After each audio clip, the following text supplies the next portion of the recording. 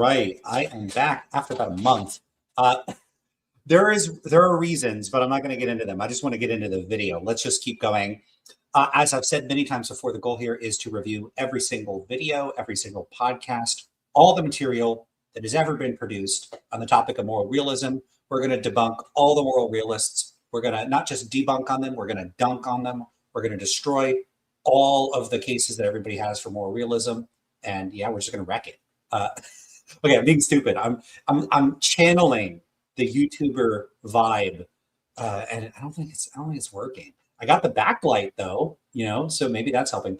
I am going to be moving in a few months, and the plan is to get a nicer, because I have a whole room dedicated to doing this in the new house. So we're gonna have hopefully a better background. I've got some decorations and stuff. I've got the empty bookshelf, which I might keep because people seem to really like it. But let's say hi to everybody. And hey, you know what? Being gone for a month will allow for lance loot to increase quite a bit in value. Let's see. I don't remember when I started, so let's just go with whoever showed up. So Nitty, you get 1,000 lance loot. Sapir, you get 500, and Eric, you get 250. And I don't know who else came by, but I see Goblin Lord, you get 100 just for, and I rule and you don't. You get 100 just for saying loot, and you get another 50 for having a cool username. So you get 150. Sorry, Goblin. Okay, so we're handing out the lance loot. Hopefully that won't cause too much inflation. Now, there have been quite a few videos that have come out on the topic of meta ethics. A lot of them are debates. A lot of them I've listened to, and a lot of them I found to be boring slogs that I don't really want to review. So part of the reason for the absence has been, I've had on and off recurring health issues that I'm not going to get into. You don't need all the gory details. And just generally life as a father now is a little more time consuming than it has been. But that really hasn't been the issue. The issue, I said I wasn't going to talk about it, and I'm talking. I'm already going back on my word. I'm a flip-flopper. I started to develop this kind of malaise. It's not exhaustion or fatigue or burnout with dealing with meta ethics and all this stuff. It's a frustration with the interactions I've had with people online. I was kind of disappointed with just a string of interactions that I had where I'm just losing patience with the virulent and aggressive strain of overt hostility, stupidity, and aggression that I keep encountering in the comment sections, not just on YouTube, but everywhere. And, I read a lot about what people say about these topics online. People all act like, I have some sixth sense for the topic of moral realism or anti-realism or subjectivism or whatever coming up. And the truth is, I don't, obviously, I don't. But I search for this stuff. I go on Twitter or X or whatever. I go on Substack and I search, I use key term searches. And also at this point, a lot of people just tip me off. So I get messages at least once or twice a week. In fact, I even have a section on my Discord set up for people to recommend videos for me to review. But people send me threads, they send me posts, they send me, all kinds of stuff. And so, I've got tendrils of influence out there. So, I have a network, a web. I'm like Varys from Game of Thrones. What does he call them? My birds or spider? What are they called? Like, he has a bunch of people that provide him information. So that's what I have. A lot of people are feeding me information, and then I look for it a lot myself. Can't be a good spy master if you're not doing your own spy work. Got to keep your knives sharp. So I find this stuff and I read a lot of it. And sometimes people talk about my views, and 90% of the time they just get them wildly wrong. I see people characterize my views or describe them in sort of a secondhand terms, like they're not quoting me, they're not showing clips of videos. And sometimes people say, well, Lance, you do this or you say that or you do that. And I go, okay, quote me. And they run away, they scurry away. I don't like that. No, if you're going to say I've said something, quote me. And I see this in there's stuff I don't get into politics, but I see this in online debate spaces where the most aggressive and nasty conversations are in politics, where people will say you said this or you think this or you did this. And the other person will say, I want evidence of that. And no one ever has it. I mean, sometimes they do. But just the point is, people hurl accusations around. They misconstrue things. They contort them. And one of the things that really frustrated me was the conversation I had with, on this topic of honesty. And part of that was my fault. This happened about a month, maybe 6-8 weeks ago. I was talking to people about how I'm very reluctant to accuse people of dishonesty. And, of course, everybody here is entitled to disagree with me or think that I'm miscalibrated on the matter, that I'm too reluctant. But, there are reasons, like there's a few things to qualify about that. First, there's a big difference between what I think privately and what I would be willing to accuse a person of publicly. There's a big difference. You might suspect a person has committed a crime or done something bad. That's very, different from, paying one of those planes to fly around with a big banner saying that they committed the murder. If you're going to come out with an accusation, you better damn well have some receipts. And, what I tried to argue with people about is that I just don't think that people are capable of readily discerning whether or not strangers, people that they don't know and have not interacted very much, especially after a short interaction, are being dishonest. That does not mean that I'm naive or stupid or incapable of telling when a person is being shifty or shady or sketchy or showing signs of like weaseling out in a conversation. It's very clear when a person appears to be uncomfortable in a conversation and is dodging questions and being evasive. I'm not so stupid that I don't realize that that person is probably, at least somewhat intentionally, avoiding answering questions. This is never more clear than when a person poses a very good yes-no question and a person refuses to give a yes-no. And you see this, I was recently listening to a conversation and I saw all the evasive tactics that this person trotted out to avoid answering the question. It's just awful. Person asks them a question and they do some of the stuff. They repeat the question. So, would you do X? Would I do X? Is that what you're asking me? Would I do X? Yes, that's what they're asking you. So that's a stall tactic people use when they don't want to answer the question. And then they'll say stuff like, well, I don't think this is relevant. Well, then if you don't think it's relevant, then answer the damn question, right? Because if it's not relevant, then it shouldn't hurt you to answer it. Now, you might think it's going to, sidetrack the conversation or whatever. But if you think that, so someone says, hey, do you think X, yes or no? You could say, yes, I do, and then continue. Because if the person interrupts you at that point, oh, you said yes, hold on. If you're going to force me to answer with a yes or no, at least allow me to follow up after I say yes or no. But that would be a reasonable request. I think the other person would now look bad if they refuse to allow you to elaborate. So you say, look, I did answer your question directly, but a yes. Okay, yes, and here's why. Or you could say yes, but I don't think that that's relevant. But people don't do that. They say, it's not relevant, it's not relevant. They're dodging. I hate that. There should be very strong norms that should be considered borderline just unacceptable in any conversation where people are seriously trying to get at the truth. It's not acceptable to dodge questions. I hate it when politicians do it. I hate it when people on the witness stand do it. Of course, sometimes they have good reasons to. There's lots of circumstances where being evasive is clearly dishonest. But there's a big difference between those sorts of circumstances and, the kinds of things I was reporting, and I should have been more specific, is that there are certain circumstances where people make dishonesty accusations where they're clearly not justified. I'll give you an example. Let's say I show up in a forum where nobody knows who I am, right? Or at least they probably don't. And I say something like, it's like a video about realism. And I say, well, I'm an anti-realist and I don't think anti-realism commits you to not caring about anything or not caring about your family, something like that, right? I'll say stuff like that. And someone will go, you're dishonest because nobody's really an anti-realist, blah, blah, blah, blah, blah. Everybody has to be a realist. How the fuck would they know that I'm being dishonest? How would they know? They don't know who I am. They're not going like, oh, you're that Lance guy. They don't know who I am. This person is inferring that nobody is an anti-realist. And therefore, if you say you're an anti-realist, you actually know you're not and you're lying about it. What the hell? No, that's a stupid accusation. It's completely baseless. That is what I was talking about. And you get a lot of baseless accusations of dishonesty online. You get them at ridiculously high rates. And it's obnoxious and it shouldn't be considered acceptable. And I do think people are over-calibrated and overconfident in thinking that they could tell when people are being honest or dishonest. Now, there is empirical research. You may question the quality of that research, and I will be right there with you. I'm a big critic of the quality of a lot of psychological research. But it's not like there's a robust contrary research showing, yeah, actually, we're pretty good judges of whether people are being honest or not. Ultimately, the accuracy of judgments of honesty is, of course, it's going to be highly context dependent. Do you know the person? What kind of background information you have? What kind of skill, knowledge, or ability do you have? What's the social context in which you're in? If you see a person that clearly looks like they're 11 and they're showing up and you're a bouncer at a nightclub and they say that they're, 30, chances are they're probably not 30. So in that case, you might think this is a context in which there's a heightened possibility that a person is lying.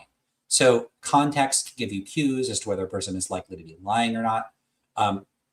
So there's a lot of factors that are going to vary, but the bottom line is that when research is being conducted to see if people are good at spotting whether other people are being honest or not, people don't show any particular ability to be good at it. They also aren't very good at being trained to do it. There's not really very good methods for figuring out whether people are honest or not.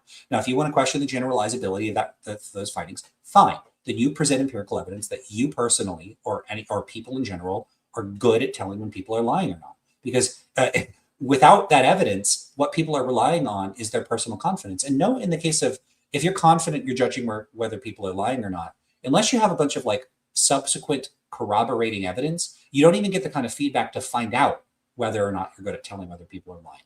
It's not like every time you make a lying judgment call, like you're in a game show and it goes like, bing, bing, bing, you got it right. You don't know for sure. Its confidence is built on top of itself. It bootstraps itself. And just not, so people are just not good at telling whether people are honest or not. If you think I'm wrong, present evidence to the contrary. People just, I encountered a lot of obstinate people that just showed up and are just convinced that, no, of course you could tell when people are being dishonest. No, you can't.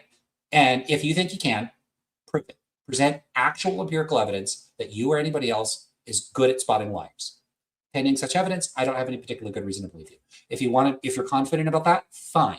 But I'm not going to get my arm twisted into making judgments that I don't think are warranted or that I don't think I'm in a good position to judge, and that run contrary to what available empirical evidence says about people's ability. So, I found that really frustrating. That was one thing that bothered me, is this resistance. Not only are there a lot of bad online discourse norms, there's a kind of complacency in people's willingness to devise, develop, and enforce what I think would be healthy norms. I think hasty accusations of dishonesty should seriously undermine a person's credibility, and they should be treated as not like legally defamatory, but they are defamatory in a certain respect. You're questioning a person's integrity and with the total absence of evidence. I think that's pretty messed up. And I think it's more unethical to do that than, well, I wouldn't say it's more unethical than actually be dishonest, but, people are complicated. It's not always so clear that people are being intentionally dishonest. And a lot of times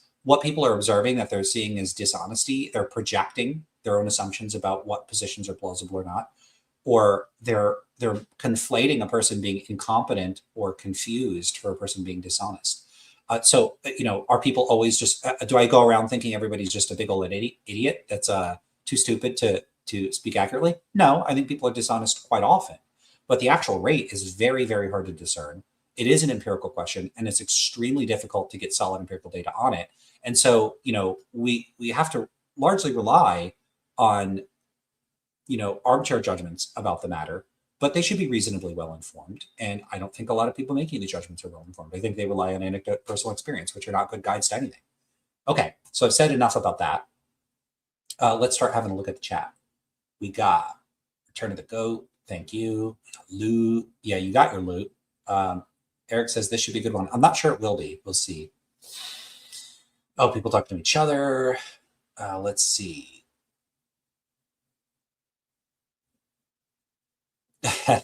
Yeah, this is oh no, this is going to be so bad.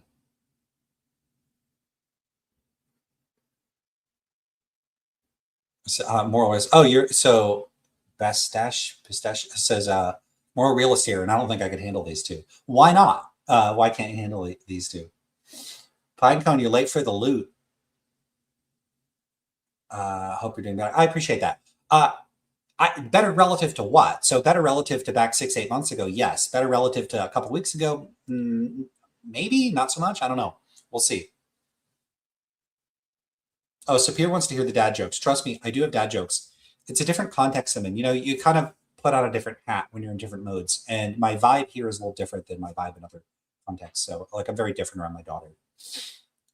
I try not to flail and yell about moral realism. Moral realism has been off the brain for about a month now. It's been nice. I actively avoided a lot of it. I did watch some videos, but not as much as you might expect.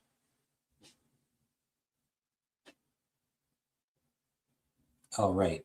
Pinecone says, I think it's a bit weird to engage with meta ethics online when people on the internet notoriously have no clue what they're talking about. Like, why would you be interested in what interneters say? Well, there's a couple reasons. I mean, one, note, for instance, like right now, what I'm prepared to review in a couple of minutes are two professional philosophers that talk about the topic. So I review and engage and discuss the matter with professionals So there is that. But as far as people on the internet, well, I'm interested in people having an accurate understanding of topics that interest me. And, I don't want people going around with dumb ideas jangling around in their heads, like misguided ideas. This is a topic I care about. It's a topic I want people to understand, and it's a topic I want them to know about. So, you know, think about from an educator's perspective. Do we only educate people that already are experts at topics? No, you educate people that don't know about the topic. That's the whole point.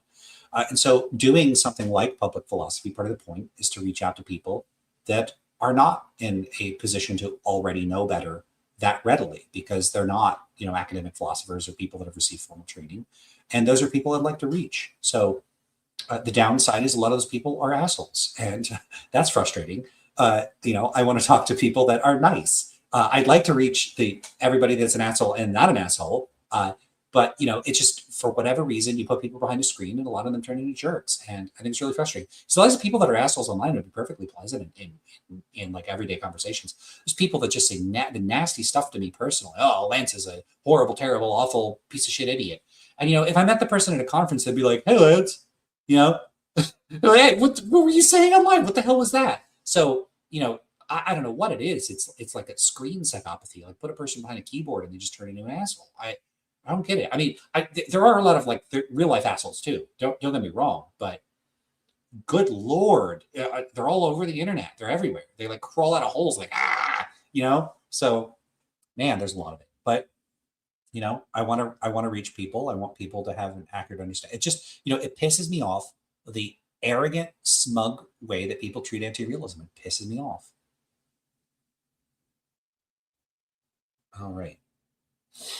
Roland, you don't says definitely got to call it the dishonest hacks on occasion. Well, you got to have good reason to be really confident that a person is dishonest. As far as calling somebody a hack, I'd be more disposed to that probably, because I think you could be a hack without being a. Yeah, here's another one: bad faith. Yeah.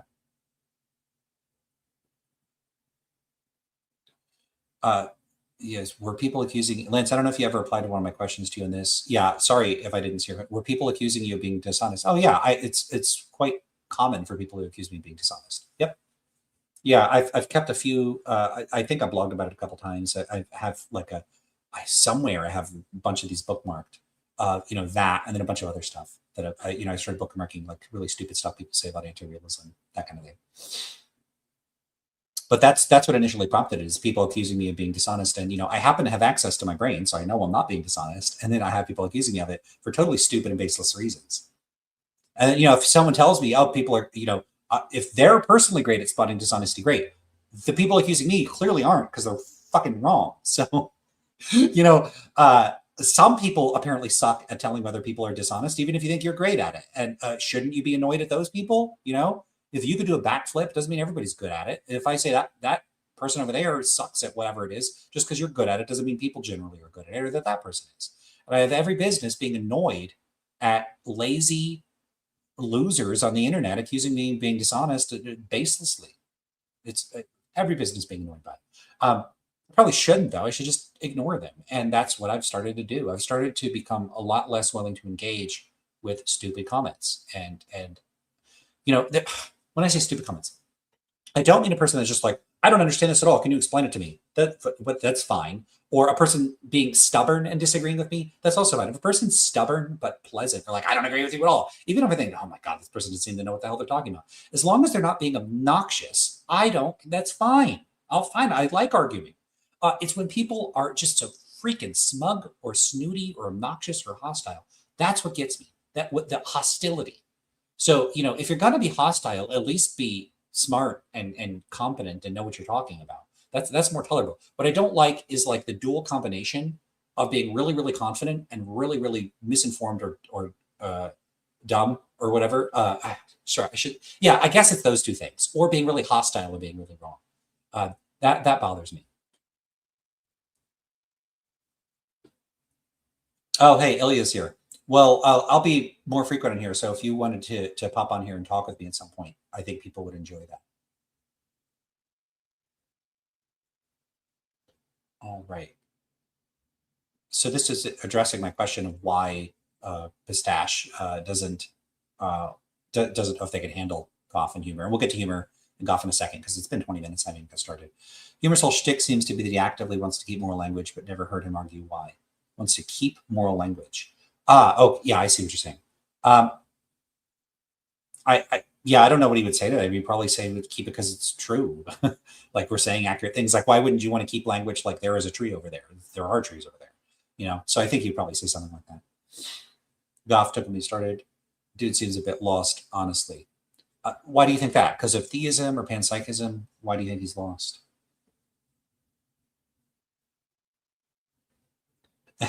This is funny.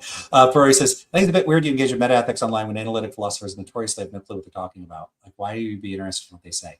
Now, that's a, you know, I say this while I have two analytic philosophers on here. I am more interested in what non-philosophers say than what analytic philosophers have to say about these topics. I mean, I am, after all, a psychologist that specializes in the psychology of meta-ethics. And, you know, I've interviewed, well, sorry, I shouldn't say interviewed. I've done like qualitative research where I've asked people about their views on the matter. And I really like talking with people. Now, I haven't done full semi-structured interviews, although I really like to. But you know, I really like talking with people, like just on the street or just random people about their views about meta-ethics that don't have formal training in philosophy. So this could be students, it could be people on the street, it could be friends or family. That stuff really interests me. And then also just getting a sense of why people without training in philosophy think what they do. That really, really fascinates me. And I think there's a lot there. I actually think you could say the quote unquote naive person's perspective on morality, there's something truer about that than the artificial constructions of analytic philosophers. And so, you know, there is a sense in which I'm less interested in what philosophers say on the matter. On the other hand, there is a sense in which I am interested because analytic philosophers occupy the niche in which this topic is typically discussed, at least in English and more generally in the Western world. I don't think there's a lot of continental philosophy centered on addressing meta-ethics in quite the same way. I'm sure there is. I don't do it. Maybe I should, or look at it or whatever, engage with it at least. And there's probably other philosophical traditions I'm not part of, but you know, that's a shortcoming and limitation. I only got so much time, so much ability to look at everything. But as far as why I'm interested in it, because they're occupying the niche. Like imagine you wanted to be a chemist, and most of the people doing chemistry were alchemists that were trying to transmute lead to gold or whatever. I mean, wouldn't you be really interested in pushing what you think is a better perspective on what chemistry should be about, what you should be doing? Is, hey, maybe alchemy is we're wasting our time and it's kind of silly and wrong and fundamentally misguided. That's how I view my relationship to analytic meta-ethics, is that I see it as, you know, kind of root and branch having a fundamentally misguided methodology and approach towards these things. And I'm interested in engaging with it because I want it to change. You know, I want my perspective to, you know, to the extent conditional. I mean, you know, I think I'm right about this stuff. I would like to win, you know, and I would like my approach to meta ethics to be the predominant one. You can't do that if you just don't engage.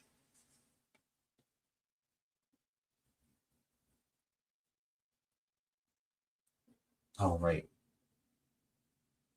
And one more from on Goff. Goff, he seems to be wildly changing the worldview on very shaky grounds rather than with whole belief, rescuing Christianity, the limited power of God in order to deal with the problem of evil. Yeah, I can agree with that. Yeah, and this is going to be important for what I'm expecting us to talk about when we get into the video. It takes a lot of theory and training of, quote, intuitions of a philosopher like Huemer. That's exactly what I think. And so, you know, this is something I've been working on. I've also been absent from the blog for the past month. I'm working on something talking about intuitions, because the kinds of philosophical intuitions that Huemer is going to talk about in this video, I only watched about 7 or 8 minutes, and then, you know, I decided, let's just review it and hop on here and do it. Because if I was going to listen to it anyway, I might as well do it with all of you. You know, I think the kind of intuitions Huemer thinks he has and that people have, I don't even think they're real at all. And so I'll have a blog post about that. It's super long. It's at, right now I have 20,000 words. It's super duper mega long. It turned out to be much longer than I anticipated. All right, more and more people should know. This is great. All right, so let's get into the video. Let me know if the volume is working well. It doesn't have the ability to do, you can see here, 1 and 1.25. Is 1.25 too fast for everybody? I don't find it to be too fast. So, but I don't have like the 1.1 that I normally put things on. All right, I'm going to start the video, and let me know if it's too fast and if the volume is good or bad. Let's get going. And someone could timestamp this in the comments for the video that at about 25 we're getting started. All right, let's do it. Huemer Is morality objective? Yes. Yeah, Good. Maybe we should talk about what that means even. That's a good starting point, isn't it? Yeah. What does it mean to say morality is objective? I haven't got a clue. Can you tell me? I'm sure you have some clue. It means something like it's independent of the attitudes of observers. And somebody says that an action is wrong. Is it made wrong by the attitudes that observers have to that action? Or is it wrong Right. independent to them? Okay, and the answer is generally it's independent of them. So if everybody approved of torturing babies, would torturing babies still be wrong? Yeah, so this is a really weird way of framing things. This is, how do I get this to go away? Go away. Oh, actually, subtitles might be nice. Put that on there. Good. Now go away. What the? Yes, it would.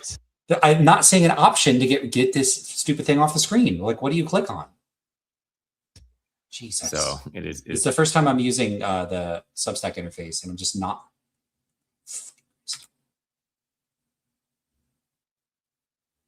Go away. Independent. Mike. Wow, that is annoying. There, it went away. You just have to wait for like a freaking minute. That's really stupid. All right, that was annoying. So, but whatever. That's what happens when you do stuff live. Let's start over. So these are auto-generated subtitles. They're not going to be super accurate, but hey, why not put them on here? Might help somebody out. Right. Mike Huemer, is morality objective? Oh, I love that it came up as Mike Huemer. I love that. How that it like put that as Huema. Did you see that? That was cool. Yes. Yeah. Good. Maybe we should talk about what that means even. That's a good starting point, isn't it? Yeah. What does it mean to say morality is objective? I haven't got a clue. Can you tell me? I'm sure you have some clue. It means something like it's independent of the attitudes of observers. It's funny. Huemer characterizes realism as independent of the attitudes of observers. He uses that phrase, and he uses the term observer independent. I don't know of anybody else that uses the term observer. I don't know why he's just decided to use idiosyncratic phrasing, but I don't think he should. There's not a particularly good reason to use the term observers or observer independent. I think stance or stance independent has become more the norm, but mind independent, that's at least more conventional. Maybe it's a little more misleading. So maybe observers is improvement on that.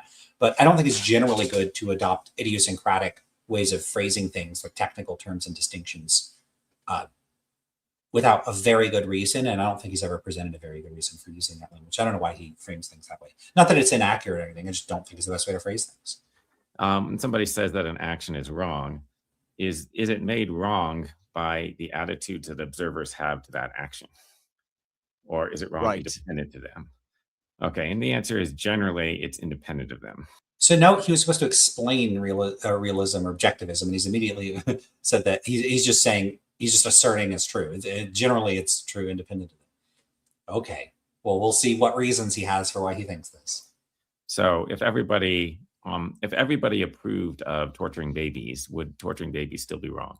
Now, Travis has done a video on this, and, I could put a link in there. Somebody could toss one in here if they want to. If everybody approved of torturing babies, would it still be wrong? This has always been a bad question. Philosophers shouldn't use this question. It's misleading. When you say, if everybody approved of torture, would it still be wrong? What am I supposed to be imagining there? Everybody else? Everybody in some hypothetical world that I'm not in? Because my position on baby torture isn't contingent on what other people think. I don't care what other people think about whether baby torture is wrong. So if you told me everyone else considers baby torture wrong, would that make baby torture wrong? Of course not. Because when I judge baby torture to be wrong, I'm appealing to my own standards and values. So you got a problem here with the ambiguity of this sort of question. Am I included in the set of everybody or not?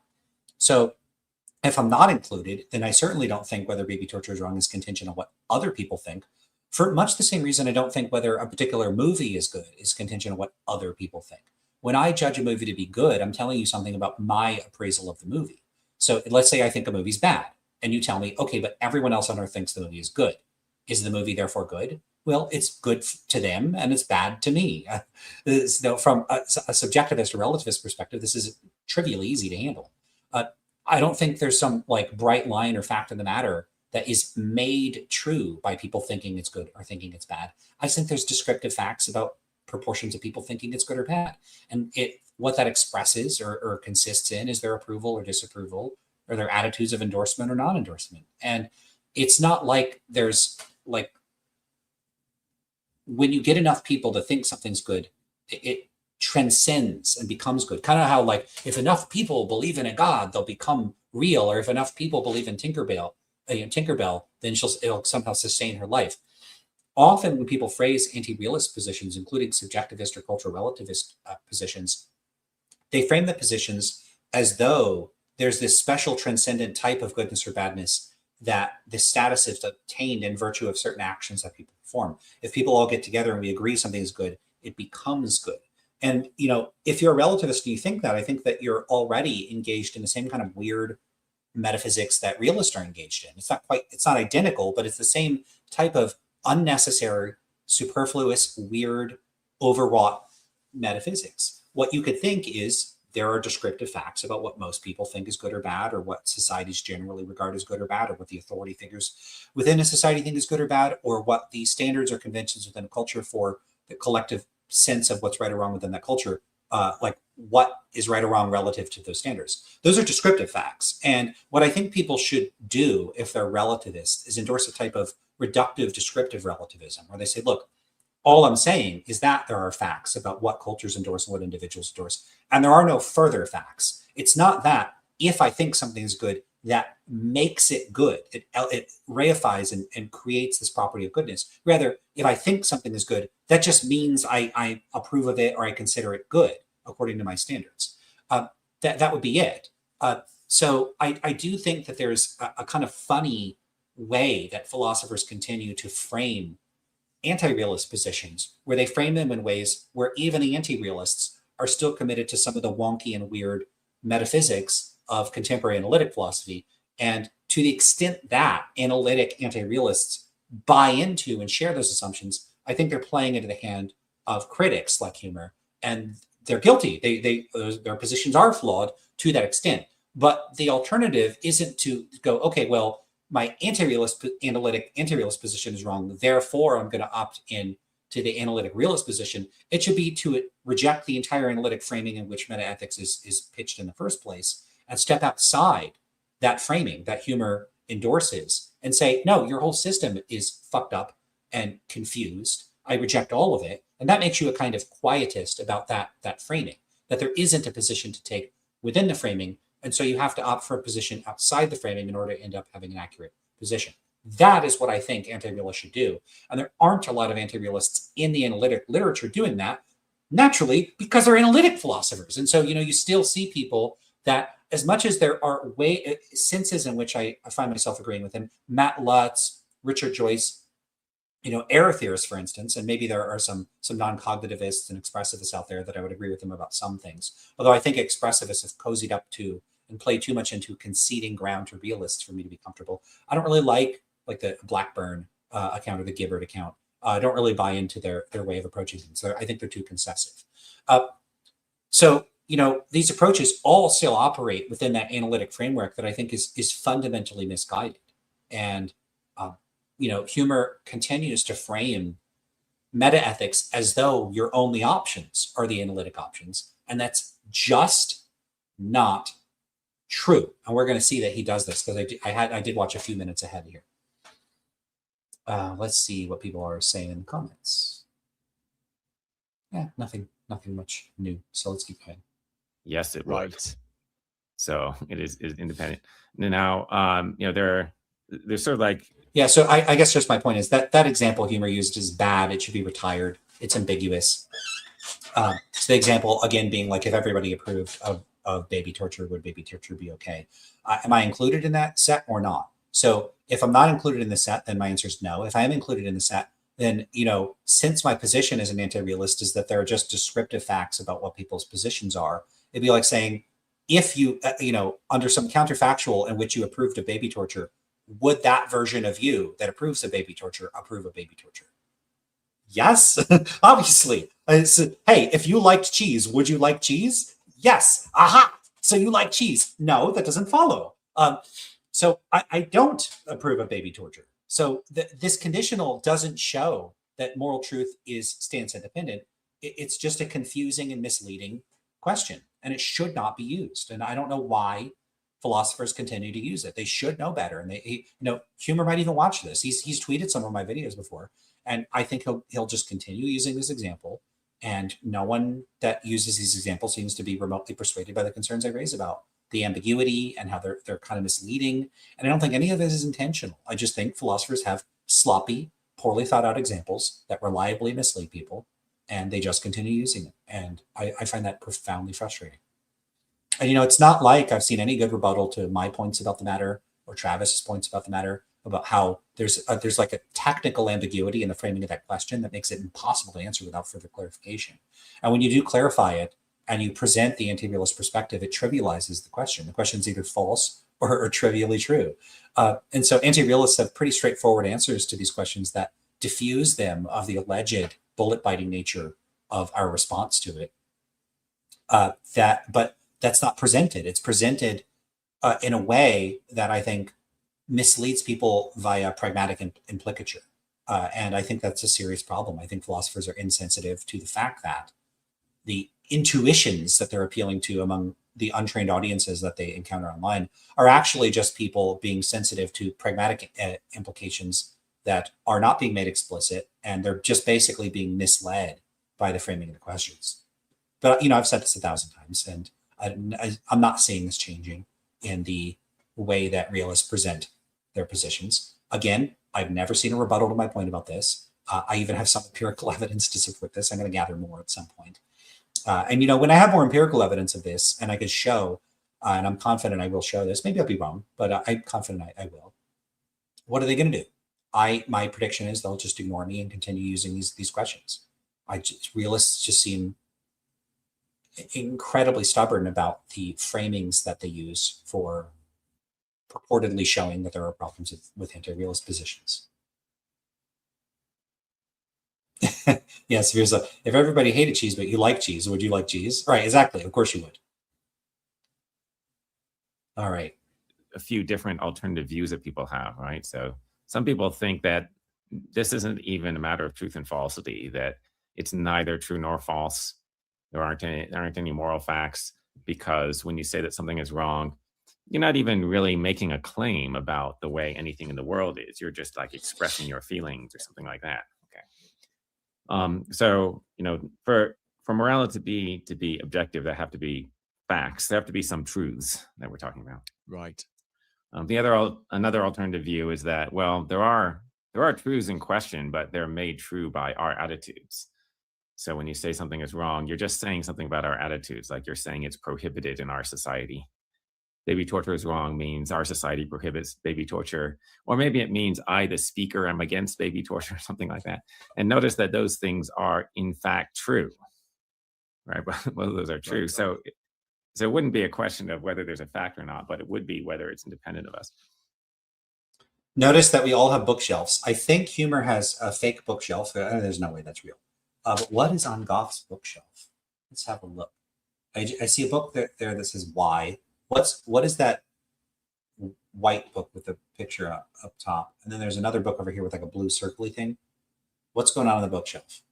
Because I got the best bookshelf, which is this one over here. In fact, everybody in chat, do you agree that my bookshelf is way better than these other bookshelves? Because you got one that's like a Gettier bookshelf that Huemer has. Goff has a bookshelf that's clearly showing a display of things. Is that like Darth Vader? What is that?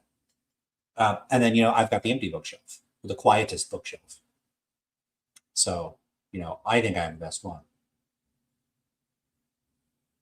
But anyway, let's keep going. I decided to pause there because they're not saying anything I need to argue about just yet. So we'll see. Okay. And then the other view, the other alternative view is that, these are all just false. Like nothing is right or wrong. Right. So when you say it's wrong, that's just false. That doesn't mean it's permissible, though, because that would be another moral property. So So, Right. So you're opposed to the subjectivist view that moral truths are kind of ultimately in some complicated way rooted in our preferences. You're objected to the sort of nihilist view, or the technical term is error theory, that there are no moral truths or they're all false. You believe there are real objective moral truths out there independent of us. Why the hell do you think that? well, I mean, one reason is that the alternative views are all no good, right? And You know, the alternative views are no good. So we're going to see how Huemer sustains that sort of claim, and I don't think we're going to find what he says very convincing. So, you know, the alternatives are no good. But, you know, typically when he presents his case in videos, I find his way of rejecting these alternative positions to be extremely superficial.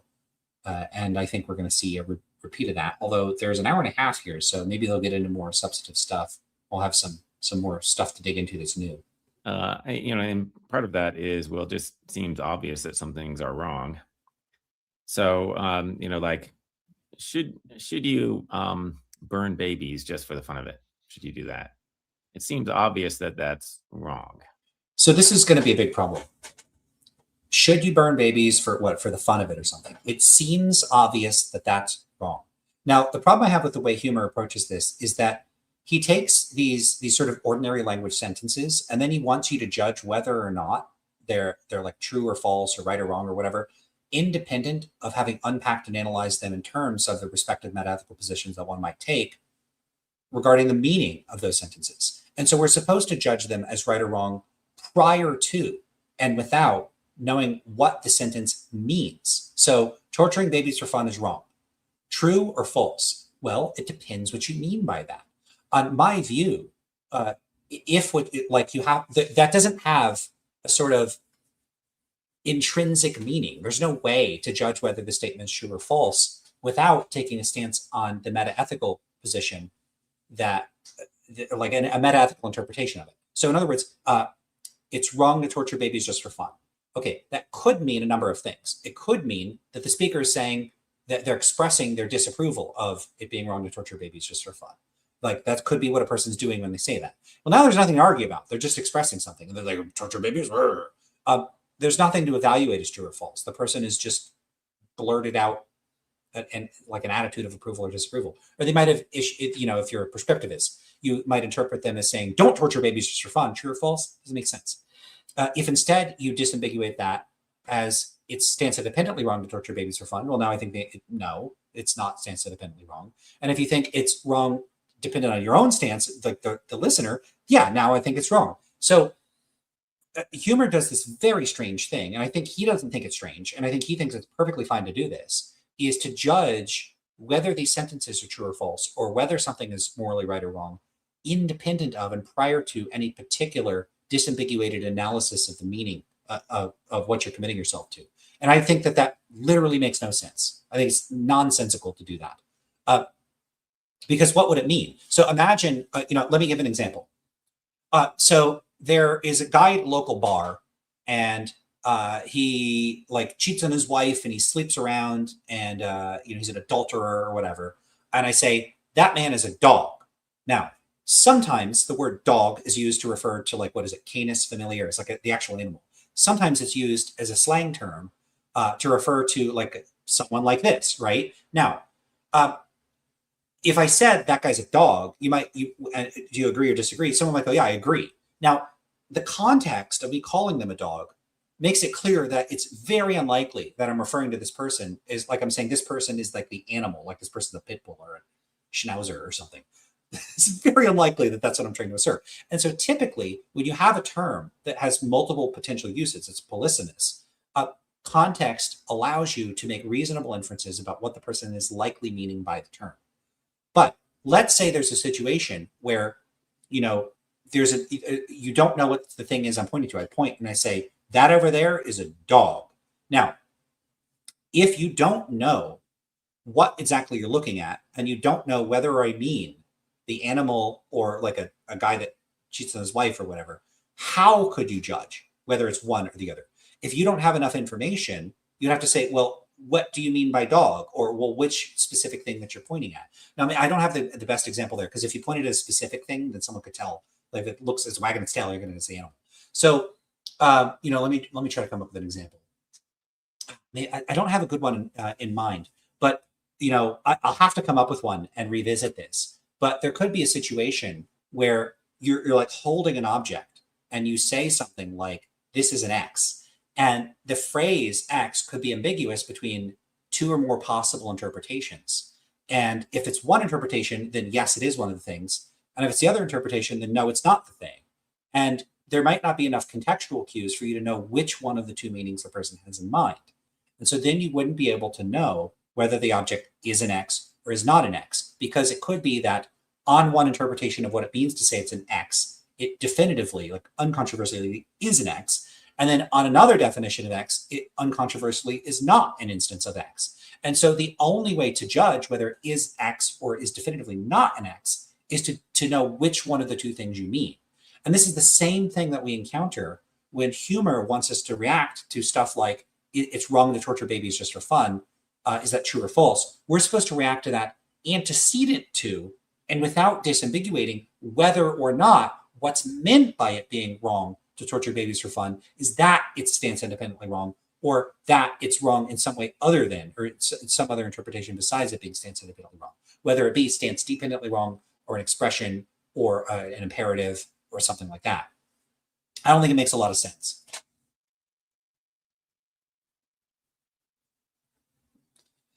Yeah, so Svez says here, it almost sounds like the contextless dog example either assumes that it's obvious what is meant or that dog has a single objective meaning. Right, and that's not how things work.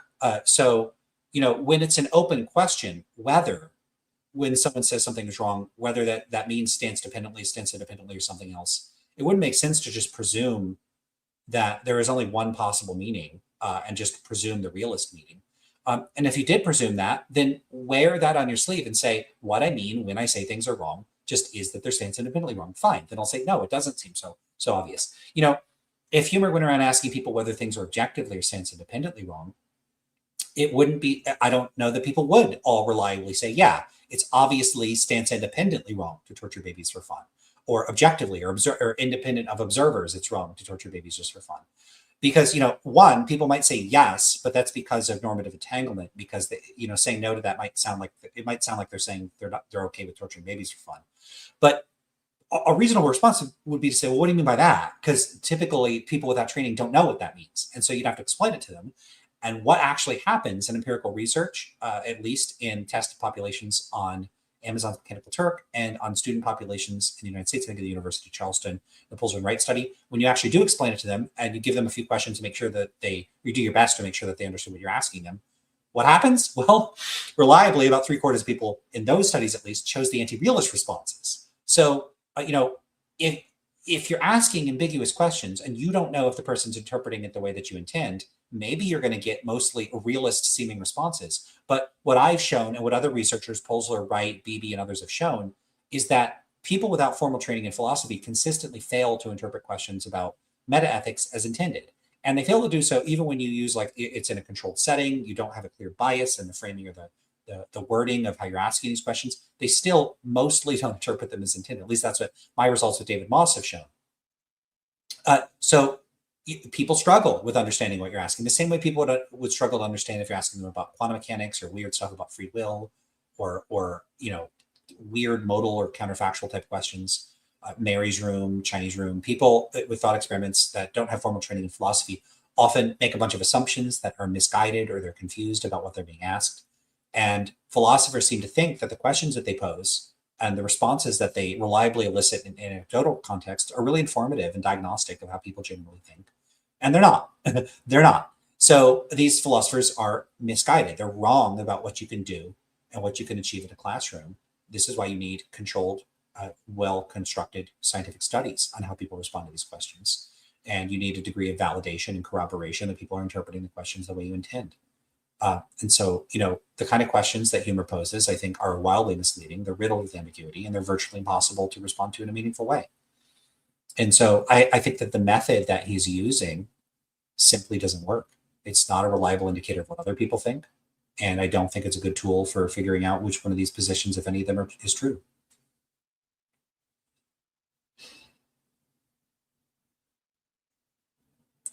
Blank Smithy says, I think I've heard you describe yourself as a Humean constructivist. No, I'm not a Humean constructivist. I don't know. Maybe I said that a very long time ago. And how does it differ from appraiser relativism?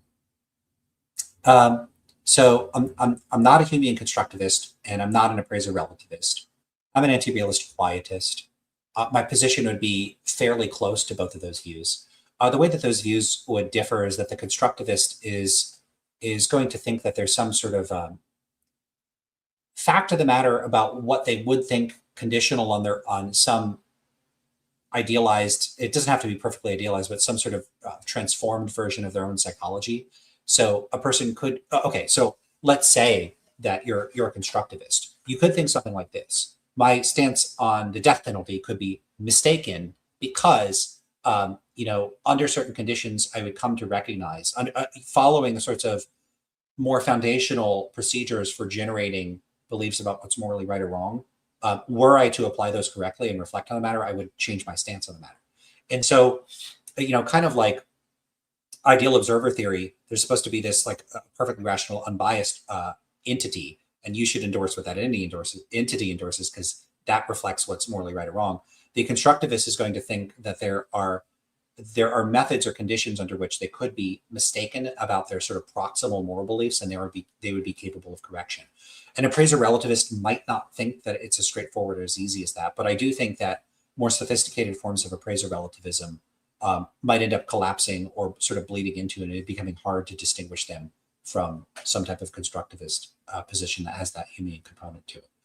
So I think that positions exist more approximately along a kind of spectrum. You are going to get these sort of naive or crude types of relativism where people think that you can't be wrong about your moral stance and that sort of thing. And the constructivist is going to want to reject those sorts of characteristics or features. But again, I just think an appraiser relativist can accommodate the sorts of like self-corrective features of a endorsing moral theories and having moral stances that would make them look quite a bit like a constructivist in the first place. All right.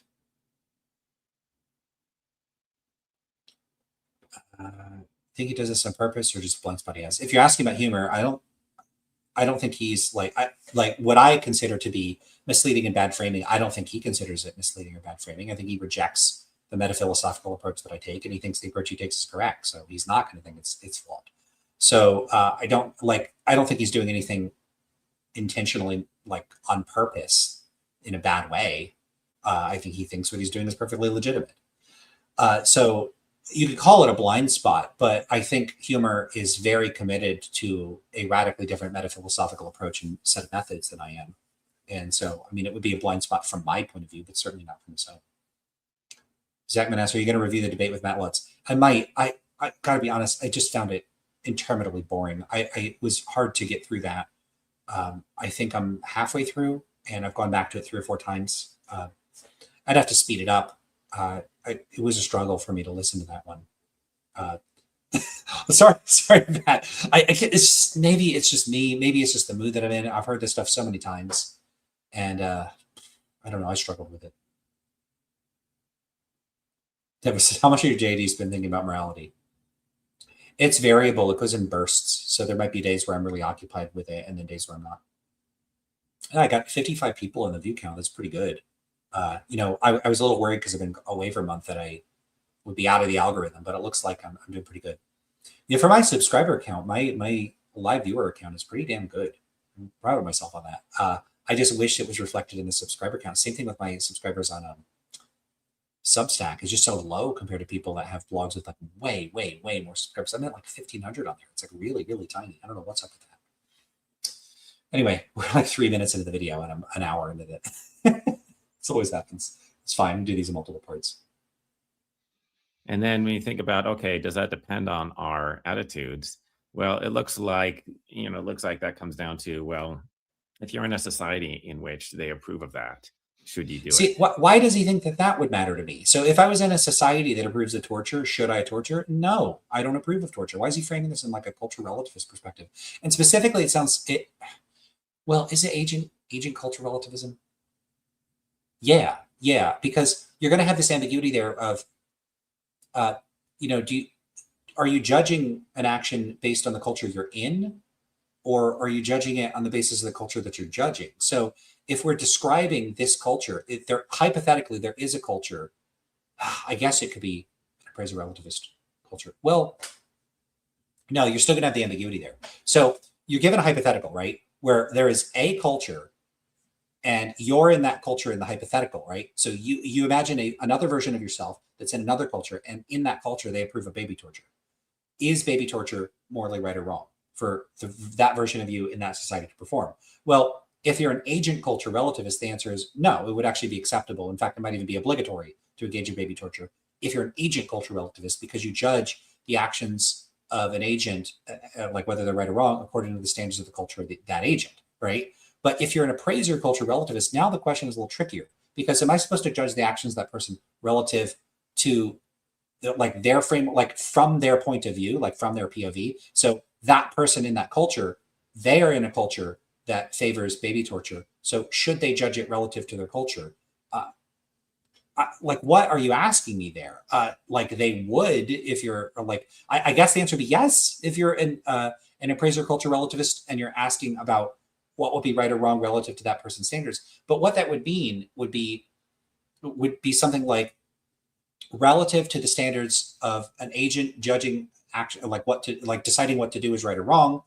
That's in a culture. Okay, so you have an agent that is committed to appraiser relativism, and they are in a culture where everyone in that culture approves of baby torture. Would it be right or wrong relative to the standards of that agent for them to like approve of and engage in baby torture? The answer would be, yeah, it would be right for them to do it. It wouldn't be wrong for them to do it. But what that means is that their actions would be consistent with the standards of that culture. It says nothing about whether you, outside of the hypothetical, have to approve of baby torture or not. Because as an appraiser culture relativist, you would judge whether baby torture is right or wrong relative to the standards of your actual culture. So you could say, but if that's the case, and if our culture changed, wouldn't what's right or wrong change? Yeah, and that's why I'm not a fan of appraiser culture relativism. That's kind of weird. I don't think you should judge things relative to your culture. I judge things relative to my own standards. And if I'm in a culture where people are okay with baby torture, so much worse for the culture. I don't have to endorse it.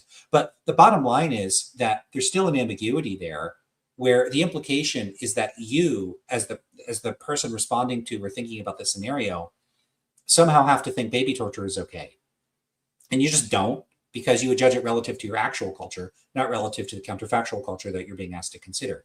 But individual relativism gets around this entirely, because you'd always be judging relative to the standards you actually have. And so someone could say, if there was a hypothetical version of you that approved of baby torture, would it be okay for that person to engage in baby torture?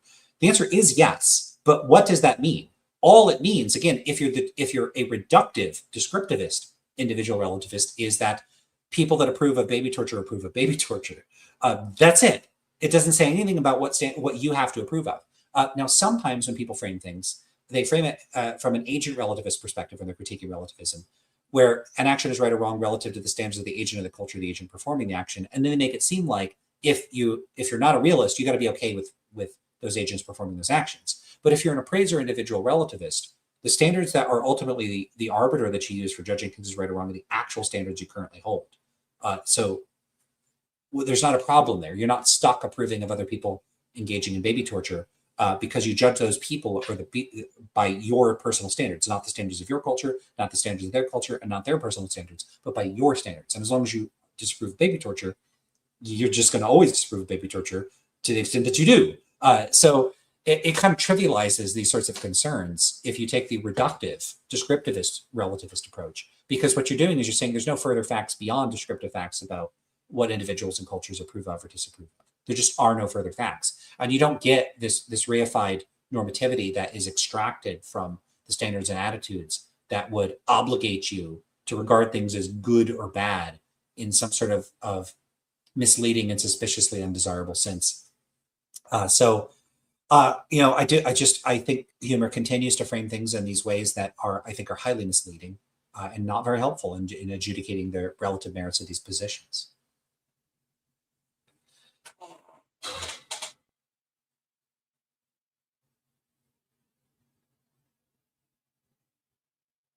So the King in Miller says, nice to see you have your own sycophantic following, Lance. So these are the kinds of, like, I don't know if this person's joking or they're just being nasty. You know, I don't really think that I have a lot of sycophants. I don't think that's true. But, you know, why are people online like this? You know, why? What's the point?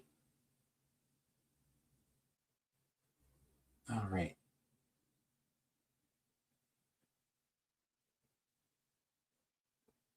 Let's see. I'm just looking for comments and questions to respond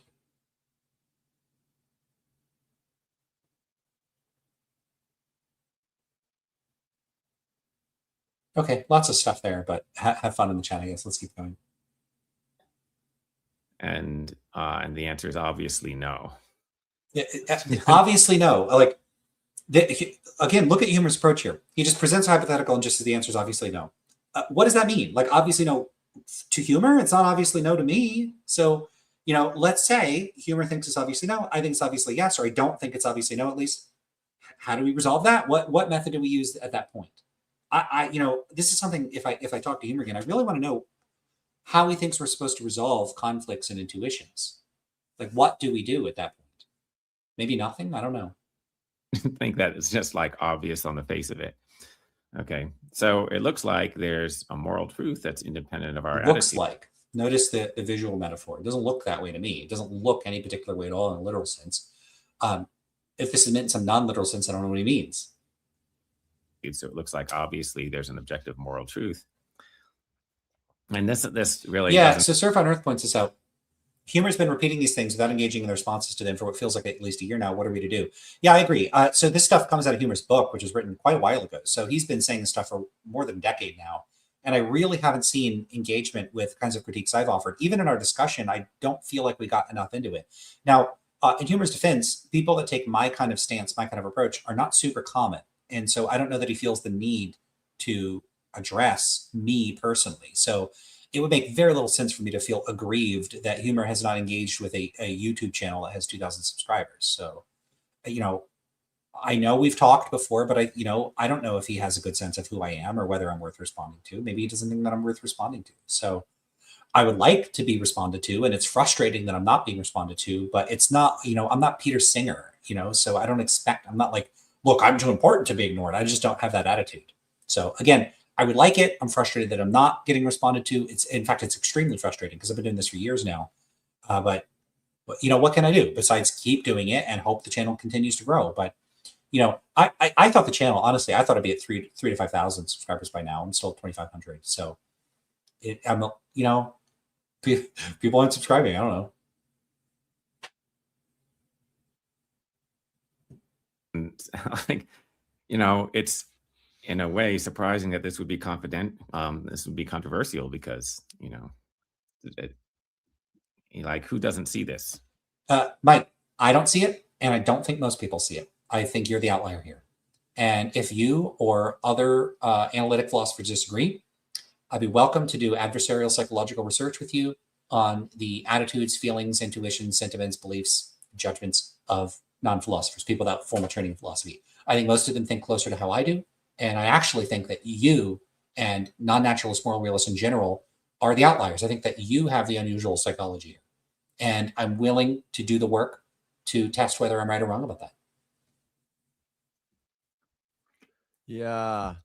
Yeah. Do you know what, Mike? You know what might help the listeners get a sense of where you're coming from is to maybe say something a little bit about your kind of general view of knowledge and what justifies our states of knowledge. So the view known as, did you come up with this term, phenomenal conservatism? Or was that a term was about? Anyway, you're quite well known for adopting this view. And I think, when you're saying things like, it seems true, I think people might think, well, what the hell does that matter if it seems true? We look to science or experiments to tell us what reality is like, not just, it seems true. But I think, so to make sense of where you're coming from there, maybe we need to bring in this phenomenal conservatism view. Could you tell us a little bit about that? Yeah, phenomenal conservatism, I call it. I came up with that, I came up with that term in my 2001 book, which was about, skepticism and the veil of perception, which was about how we know about the external world. Because there's just a general question about how we know anything. Okay, now, it's usually thought in epistemology that to know something, well, you have to at least believe the thing, and it's got to be true, and you have to have a justification. You've got to be justified in believing it, or it has to be reasonable or rational to believe, or something like that. And then maybe there's some additional conditions after that. But the main thing that people ask about is how our beliefs are justified. If somebody's wondering how we know something, they're probably wondering. I still find this notion of justification to be utterly mysterious. What would it mean for a belief to be justified? Like, justification, I understand it in a kind of social context. So, a person hits a person with their car. Was their action justified? Well, I couldn't see them. Well, why couldn't you see them? Because I decided to drive with a blindfold. Okay, well, then it wasn't justified. Well, because there was a sudden power outage that person themselves personally caused and darted across the street, and they're a saboteur, and it's in the middle of a war zone. Okay, well, maybe now you're not responsible for hitting them. Maybe they, it's a combat zone, and there's like all these moral justifications we would have for the circumstances that you're in, and if it was unavoidable, and if you took every act of precaution to not hit them, but but they sabotage your lights. I don't know. You get my point, right? You could conceive of circumstances where the instance of a person hitting a person with a car could be justified or unjustified. Let's say you hit a person with a car because I don't know, I could come up with a bunch of silly scenarios. They teleported in front of the car. They were shoved in front of the car moments before you drove, and you were driving under the speed limit. You're driving 57 miles an hour in a 60-mile-an-hour speed zone, and a person leapt out of a car in front of you. Maybe it would be unavoidable at that point, right? And so just the point is, whether you were justified or unjustified would rely on a sort of socially constructed set of normative standards that we would use to adjudicate these sorts of scenarios. Now, philosophers have taken a notion of justification that I see as deeply embedded in social contexts, and they've imported it into this academic abstract a priori discussion of beliefs, whether a belief is justified or not. What the hell are they talking about? Do I need someone's approval to have a belief? So I don't know what they're talking about when they talk about justification, and that, people don't clip that. No, someone's going to clip it. Shit. When I say I don't know, what I mean is I think that what they're talking about relies on presuppositions about the way that philosophy works that I'm not sure that any of those presuppositions are true. I don't know what they're aiming for when they're talking about justification. And, they might be able to tell you that they're aiming for this particular standard or that particular standard. But for me, fundamentally, what it comes down to when it comes to questioning which sorts of beliefs should I have or should I not have, what beliefs are justified or not justified, ultimately, for me, the philosophical question that I'm engaged in is a practical one. It's a question of, okay, well, I need to navigate the world and achieve my goals. And so everything else is fundamentally subordinate to that, including truth itself. And that's why I'm a pragmatist. Pragmatism is downstream of my epistemic practices truth is downstream of our practices, our inquiry, our goals, because it's a sort of end result. It's something that happens to our beliefs. So that's what I regard as a conception of truth as a pragmatist. And so justification, to the extent that I would use the term, would be bound up in its role in a pragmatist framework. And so for me, the justification, if we were going to use the term, I'm just going to adopt the term, oh yeah, some beliefs are justified, some beliefs are not justified, I would ratchet that into a pragmatist conception of truth and say that beliefs are justified to the extent that they fit with the particular pragmatist framework in which you're operating, which is going to be highly context dependent. What's true for me and what's true for you is going to vary. There is a relativistic component to classical pragmatism, and keep in mind, for pragmatists, truth can also change over time. So what's literally true can actually change. So truth is not seen as this immutable, fixed thing where there's a single standard of truth and that certain things are true or false for all people at all times in all contexts without regard for individual perspectives. There's a perspectival component to pragmatism. And so I have a radically different conception of truth. And the way in which I would think of things as being justified, if I felt compelled to use that term, would be understood in the context of their role within that pragmatist framework. I wouldn't see that as a stance about the nature of justification, where I think that there's competing stances oh, there's this thing, justification. Now there's an open question, well, which is the correct account of justification? No, that's not how I'm viewing it. What I'm saying is, I take a fundamentally pragmatist approach to all of philosophical inquiry, and then like one of the things I would use is terminology to distinguish beliefs that would fit with like what would be conducive to achieving my goals or what I would regard as true, or what would be reasonable to consider as true, conditional on the epistemic access that an agent has within a particular situation and context. And I would use a term. You could use the term justified. You don't have to, but I could use the term justified belief or unjustified belief, and I'd be perfectly comfortable doing that. But the point there is that that use of the term is downstream of it being embedded within the pragmatist framework. What I don't think is that like alternative conceptions of justification are like on the table or up for grabs. I don't give a shit about that. I don't care. I wouldn't care if something is justified in some non-pragmatist respect,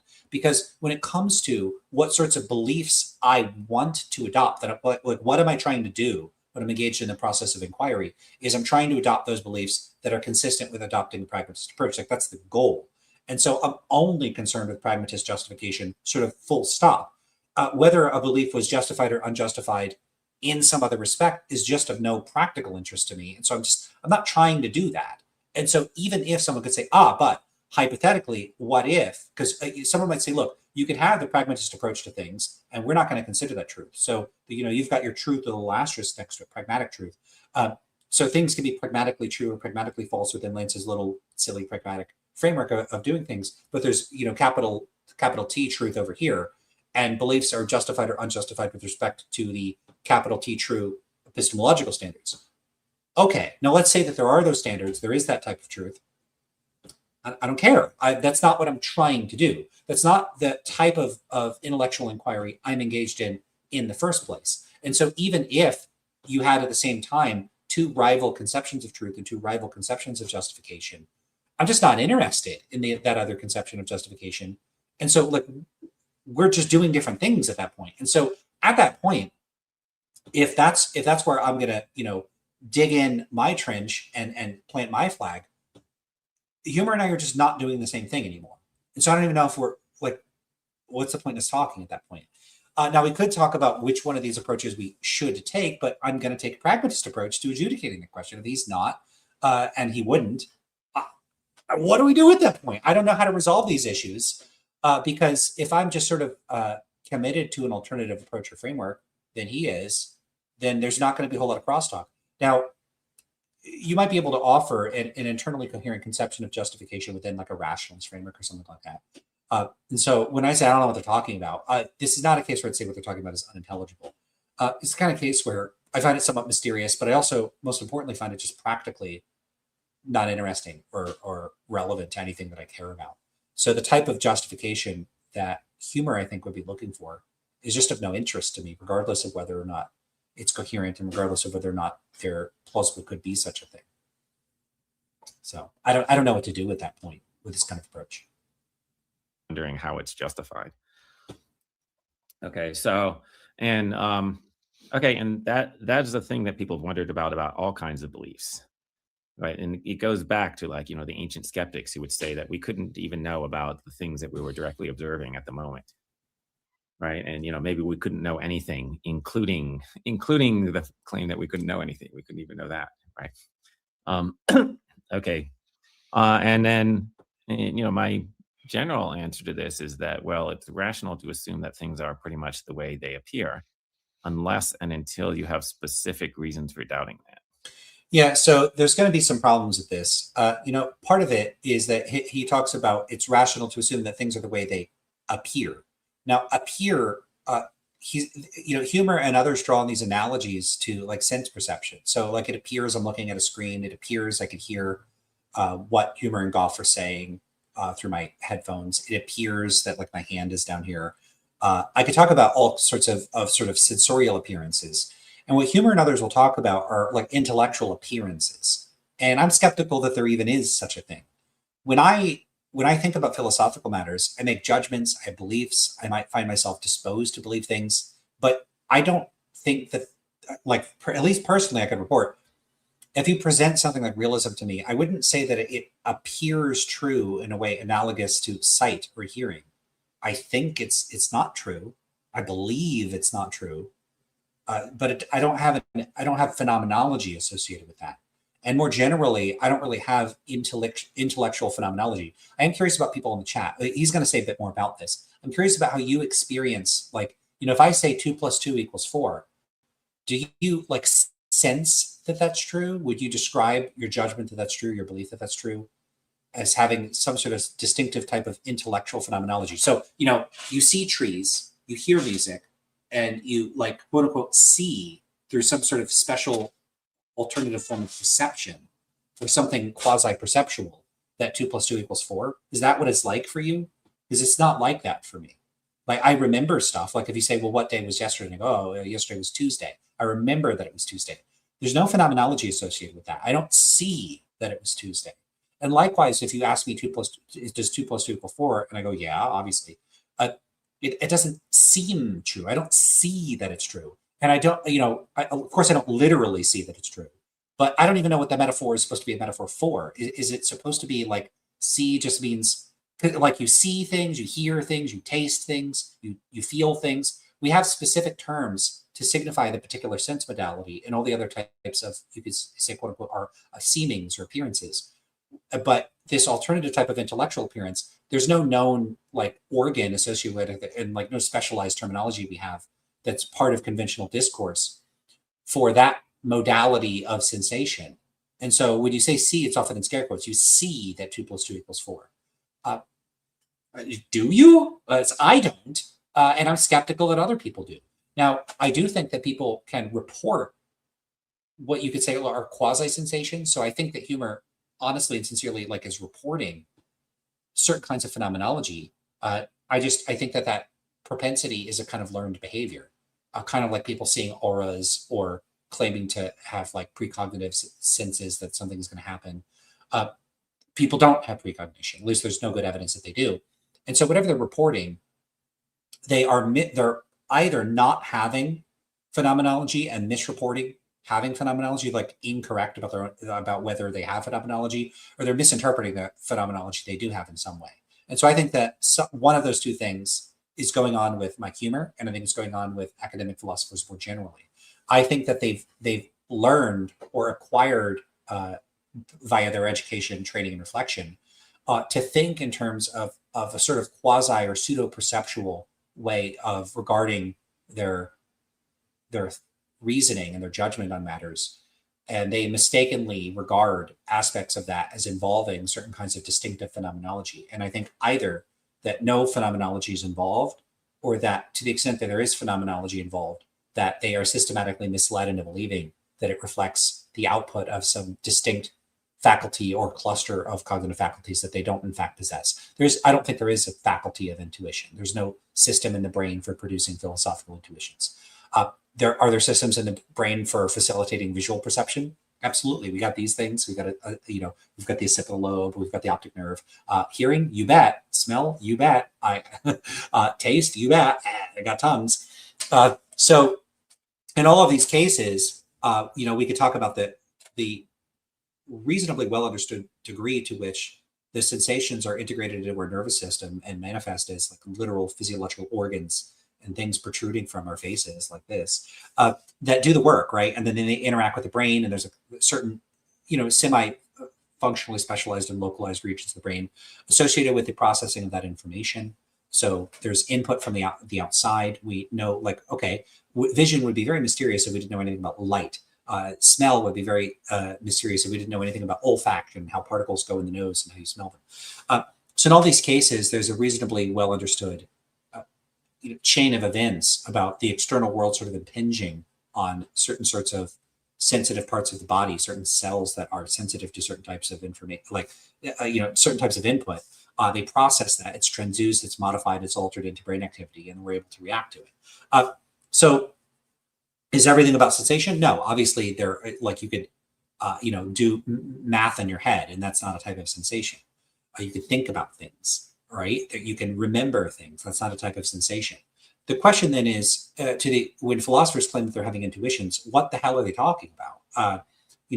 Is there a distinctive dedicated faculty of intuition? Okay, if there is, what's the empirical evidence for that? I can tell you right now, there's virtually no evidence for such a faculty. So if there isn't a dedicated system for having intuitions, then whatever intuitions are, they're piggybacking on the existing cognitive systems that we do have.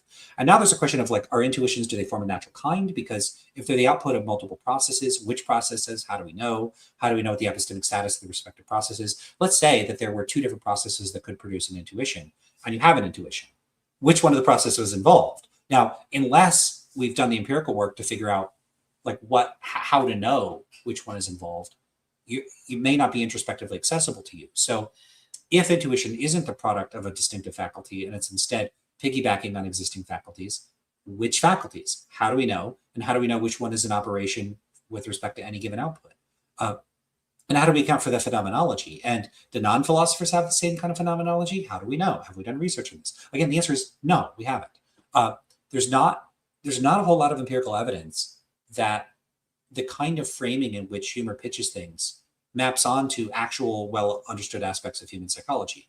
It could be treated as an empirical hypothesis, but I don't see a lot of people doing that or taking very seriously the notion that the moment you start talking about things like intuition, you're dipping your toes into the realm of psychology. And it is quite concerning to me that Huemer and others, I think, haven't really done the legwork to even clearly enough explain what they mean by a notion like an intuition or an appearance or a seeming in a way that it could be operationalized. That is, it could be converted into some testable set of criteria or claims that could be subjected to empirical inquiry for us to determine whether or not people are you need to be able to say clearly enough, this empirical evidence would be evidence that a person's having an intuition, and this evidence would suggest that they're not having an intuition. We need some testable criteria for knowing that would or wouldn't constitute an intuition in practice as a matter of psychological reality.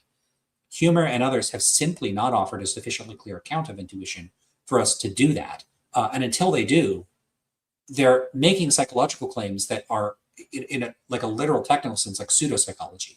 They're not testable. And so I can't say we don't have evidence of this, we do have evidence of this, because the claim is so underdeveloped, psychologically speaking, it wouldn't be clear what would constitute evidence of it. So how could you say whether there's evidence of it or not? And so that's a very serious problem, that the sort of stuff that Huemer and others, like analytic philosophers that lean towards a rationalist approach, the way in which they characterize and talk about intuitions is so underdeveloped, it's not even operationalizable, and that puts it firmly in the realm of pseudopsychology, and that puts it on quite literally worse footing than precognition or clairvoyance or paranormal psychology, where there's a lot of studies out there. Most of them are not going to be very good. There's not any good empirical evidence that people have precognition, but at least researchers like Daryl Bim have been able to say, look, here's what I think precognition is. Here's how I think it works. Here's what I think would be a way to test whether we have precognition. And here's some tests that purport to show evidence of precognition.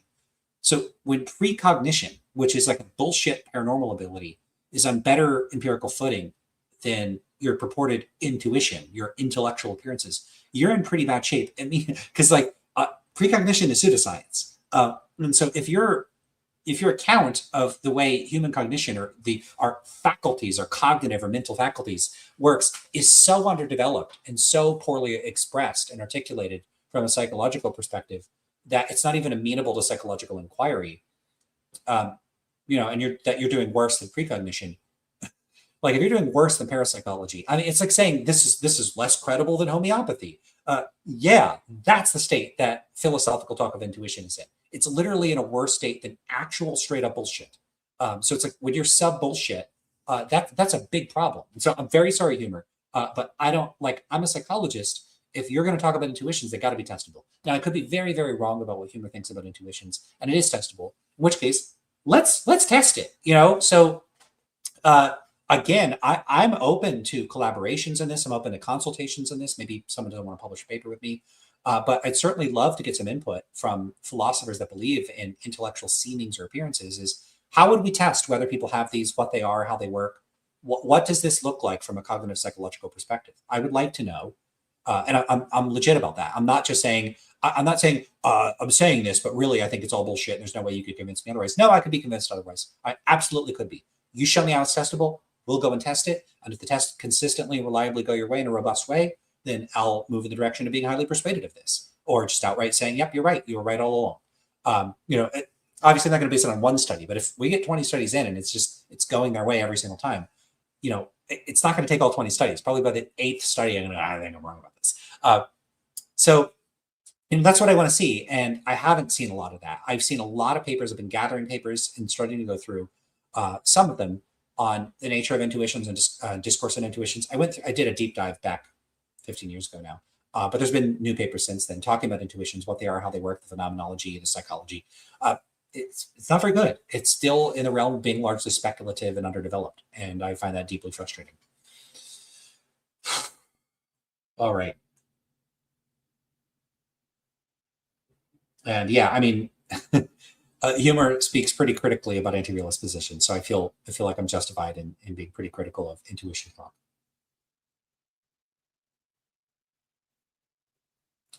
So let's see. Retrovo says, I use sense language to describe intuitions. Yeah, but I don't get it. What are you talking about exactly? Is this metaphorical, or do you literally mean it? What do you mean exactly?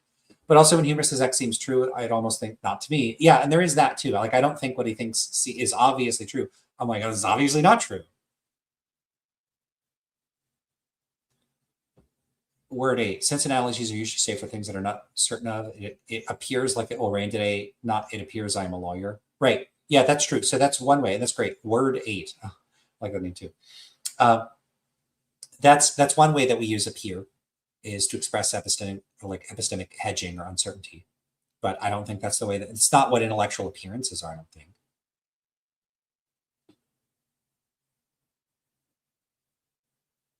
And Devos, I know you asked some questions, but I'm focusing a little bit on the video at the moment. So you might have to ask another time or something. I don't know if I'm going to scroll back up and try to deal with that.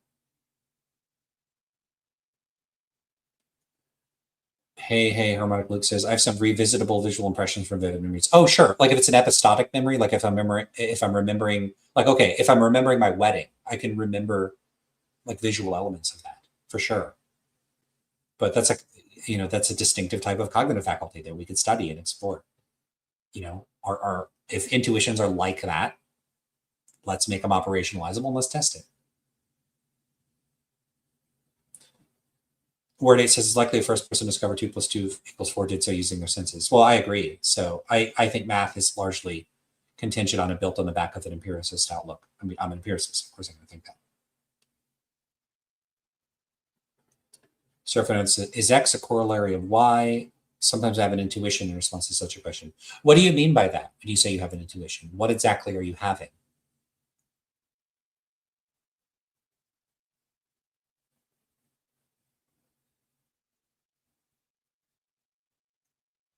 So it says, I think I have intellectual intuitions about mathematical hypotheses. Yeah, again, but can you talk more about the nature of that? What exactly is going on with you? And is it the same as other people? Because a lot of this could be something where there's a lot of cognitive diversity about how people are experiencing these things. Faith, because reason says, I reserve the term appearance for sensory inputs. I don't have any sensory inputs for 2 + 2 = 4. Sure. So you could use the term that way, but other people clearly aren't using it that way. So I want to know what they mean. So if you're restricting the use of the term that way, I think that's a clean way of using terms. But, clearly other people are not using it that way.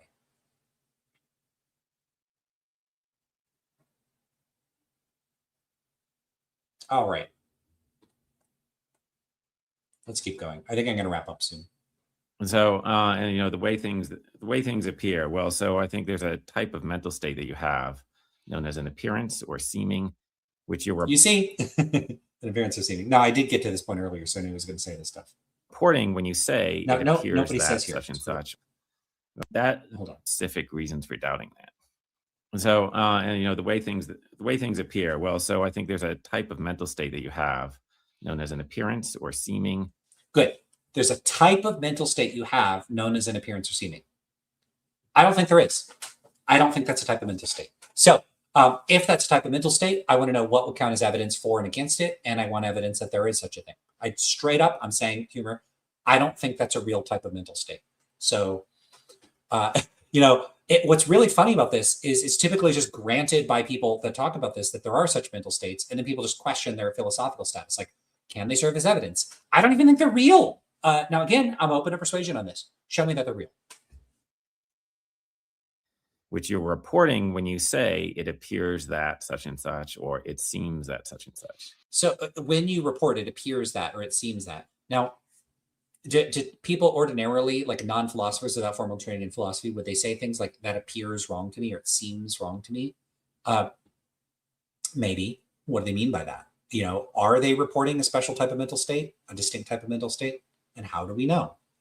Now, philosophers may say, well, they can say explicitly, yes, I'm definitely reporting a mental state. Okay, and how do you know that those mental states are present among non-philosophers? How did we determine that that was the case?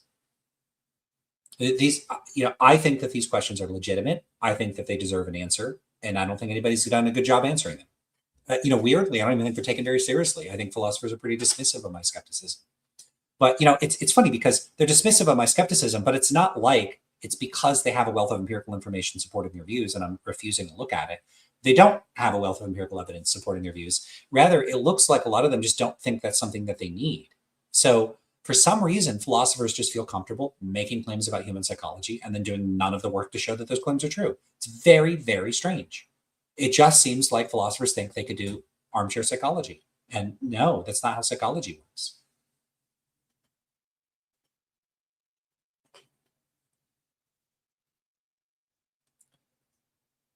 So, shot sack. Okay, wow. Okay, anyway, Askatax. Man, these names are hard to pronounce. I want to read off everybody's name, but I'm going to sit here stumbling over everything. So for people listening, I'm sorry. So we'll call you Ask. So they say, Ask says, I think people talk about good intellectual intuitions in losing my ability to talk. I'm going to have to wrap this up. We'll wrap this up in 5 minutes. Okay, I think people talk about good intellectual intuitions, then first thing that comes to mind without deep reasoning is often correct. Right, so you can have a sort of spontaneous judgment or reaction to things, but you could have this in a context like someone says, here's a chess problem, solve the chess problem in 3 seconds. You go, okay, that's the move. So you have a sort of immediate judgment about what decision to make. Or someone could say, would you plug in the experience machine? Yes or no? And yes or no? And you go, no. Are you having a seeming or an appearance in the sense of a distinct type of phenomenology or a distinct type of mental state? If you are, again, what is the type of state that you're having? And what is the evidence that people have those states? And what is the evidence that non-philosophers reliably have those states outside philosophical intellectual context? Like, it'd be quite like, what if only philosophers have these states? So if Huemer thinks that he has like a normal human psychology and that this is something other people experience and go through, again, what is the evidence for this? But before we even ask what the evidence for this, what would evidence for this even look like in principle? How could you test this? What would it look like to run a study to figure out if a person has a seeming or an appearance? What would it look like? Is there a particular neurophysiological profile? Is there a particular functional profile? Is there a particular phenomenology? You say, like, what the hell counts as evidence of it? What? Yeah, Godspeed says philosophy's been slacking. That's what I think. I think that philosophers have gotten away with dipping their toes into psychology and not engaging with actual psychology or taking psychology remotely seriously. Right. So Bastache Pistache says, I think they see this as pretty foundational, accepted, and don't feel like doing that work. It is true that it is accepted. It's accepted among astrologers that astrology works. It's accepted among homeopathic doctors that homeopathy works. Just because something is accepted doesn't mean you're right about it. Like, accepted on the basis of what? Like, they all just mutually agreed? Like, it's, again, people that believe in telepathy and go to the telepathy, conference, TelepathyCon or whatever, are all going to think telepathy is real. It's not real. So, but if they just go, yeah, but it's foundational and accepted. Yeah, but traditions and acceptance isn't what makes something true or false. So what the hell is the basis for thinking that this is a thing? What is it based on? Again, look, if you're an analytic philosopher and you're scoffing at me right now, and you're like, well, we know what this is based on. Lance is an idiot who didn't do his homework. Come on my channel. Send me a message. You come on here and you humiliate me. We could do it live and I won't do any prep work. You can humiliate me live and show I'm a stupid idiot. Any of you that want to come on my channel, if you're a professional philosopher and think I'm totally wrong about this, come on the channel. Do it. And if you're in the comments, and obviously not a lot of professional philosophers listening to this, if you know one that thinks I'm stupid and wrong about this, in my skepticism of seemings or whatever, intuitions, go reach out to them. Tell them, hey, this guy Lance would be happy to talk to you. I would be happy to talk to them. Bring them all. I'll talk to all of them. We'll talk to all. Why not? Whatever. Look, I'm open to being wrong about this, but I'm not seeing the alternative despite looking for it where I get a good explanation of what the hell they're talking about.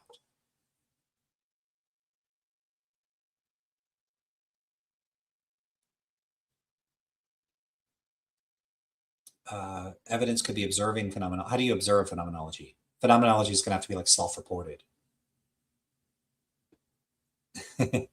You should do your homework before making claims. If you're talking about me, like I have done my homework on this.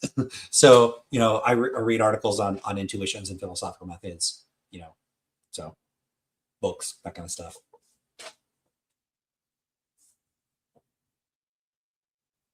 Godspeed says, I only believe in the possibility of technologically assisted telepathy, like Neuralink technology. Okay.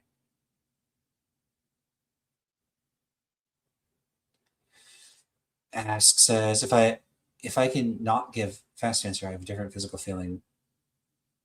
I don't know if you're typing in front. There's a couple typos, and that makes it a little hard to know what you mean. Different, maybe you mean a different physical feeling that I need to keep my mouth shut. I think you're trying to address my question about the phenomenology of intuitions. I'm not 100% sure.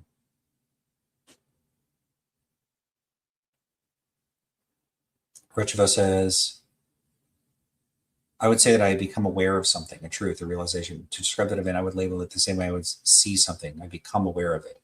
Yeah, so I become like aware. Like if someone says, hey, what do you think of that person? I go, I don't like them. Like there's a sense in which I become aware that I don't like them. Maybe I hadn't thought about it before, Like I just met a person, at some event. I hadn't really processed. Someone goes, what do you think of them? I don't like them. So I'm like aware now that I don't like them.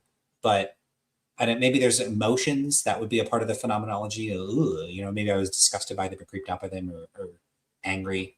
But I don't like see the truth. Like I don't think that's a thing that you perceive. And like just this general description that philosophers give of seemings or appearances just strikes me as very mysterious. And again, I'm entirely open to this. This is something that I engage in or experience, and they're just describing it in a way that strikes me as off. Maybe it's a bit of a Beetlebox Wittgenstein type thing. And like I have the same experience as they do, but they're describing it in a way that's kind of foreign and alien to me. Or maybe my experiences are different than theirs. But I wouldn't take it for granted that whatever experiences that analytic philosophers are reporting are reflective of the way that ordinary people are, and that I'm the outlier and I'm the idiosyncratic one. That's an empirical question. Philosophers aren't just entitled to presume that the way that they think is the norm. Most people are not analytic philosophers. Oh, right. A little off topic, Smith, but this one's pretty easy to address. And I have addressed this in other videos. I did like a tier list where I talk about companions of guilt with Cain B. That was probably a couple of years ago now. I haven't seen if you've already made a response to this in another video, but what would your response to the companions of guilt argument be towards our moral and epistemic intuitions? So this is from Smith Shine 4. So you have a couple ways of responding. So there's going to be a parity premise, basically saying that whatever reasons you have for rejecting moral intuitions would also be applicable to epistemic intuitions. So that's going to be one. And then there's going to be like a second one, which is you would want to reject epistemic intuitions. Therefore, you should accept the moral intuitions as well. And I just reject both. So I'm fine with saying, like, look, conditional on accepting the parity premise that if I reject one, I should reject both. I'll just reject both. And I reject both moral and epistemic intuitions. Subsequent arguments would try to show that this is something self-defeating. It's not self-defeating. Like those arguments all rely on the presumption that justification requires stance independent epistemic normativity. I don't agree. I haven't accepted that. So the types of objections companions of guilt just doesn't work. It doesn't work because I'm a normative anti-realist. I think everybody should be a normative anti-realist. And I don't think that there's any better of a case for epistemic normative realism than there is for moral normative realism. So just reject both. And I think it poses zero problems. It's not biting a bullet. There's no difficulties with it. It doesn't pose any problems at all. And again, if somebody disagrees, they're welcome to come on here and argue with me about it.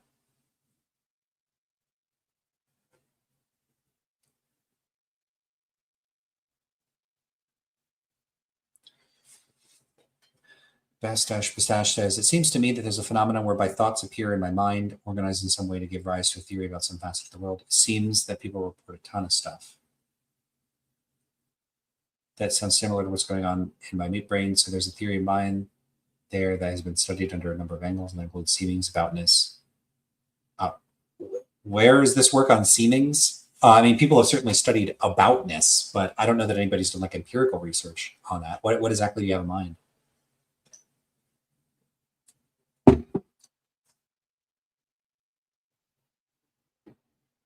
All right. Let's get maybe a little bit more of the video in. We only got 6 minutes in it. That's funny. But that's okay. In the next video, I'll like dive deeper into the video. This includes sensory experiences. So like it appears that there's a table in front of me. When I say that, I'm reporting an experience that represents there to be a table. Right. So see, this notion of seeming does, like he's saying, look, it includes sensory experiences. I'm looking at a table. It seems there's a table in front of me. It includes visual experience. In this case is a visual experience. Okay. But also there are other kinds of appearances where, let's say you think about an action of somebody burning babies, and that seems so wrong. Note the analogy to like, so I see tables and then like I see that things are wrong. Nah, that's not a thing I experience. I don't know what he's talking about. When I say I don't know what he's talking about, like I have some rough sense of what I think he takes himself to be talking about. And I just don't think that there's anything like that. And I don't think I'm an outlier here. Of course I could be, but again, it's an empirical question. And where is the empirical evidence that this is a thing? Like, how is this supposed to work? Like sensations all involve input from the external world. Presumably there aren't like moral particles impinging on the moral organ and are producing the moral sensations. So what the hell is going on here from a cognitive perspective? How is it, what kind of information is being processed using what cognitive processes? Like what's the input, what's the process or processes, and what's the output? Like if the output is a judgment, that's wrong. Fine. Okay, then what's the input and what's the process involved? How does it work? And how do we know how it works? And how do we figure this out? And what are the tests we use to figure this out? Like what are there answers to any of those questions? Because we can answer all those questions for seeing, for hearing, for memory, for taste, for mathematical cognition. There's a research on all of this. Where is the research on this? Not by the five senses, but by this other cognitive faculty. This other cognitive faculty. Notice the singular use of the term. So like, you've got seeing and you've got like smelling, and you've got all these other types. You've got this cognitive faculty and that cognitive faculty, and then you've got this cognitive faculty, the like intellectual or philosophical appearance faculty. Is that a faculty? What the hell does that mean? What does he mean by faculty? What does he mean by that? Does he mean a specialized cognitive subsystem for processing certain types of information and delivering certain sorts of outputs in terms of judgments or experiences of a certain kind?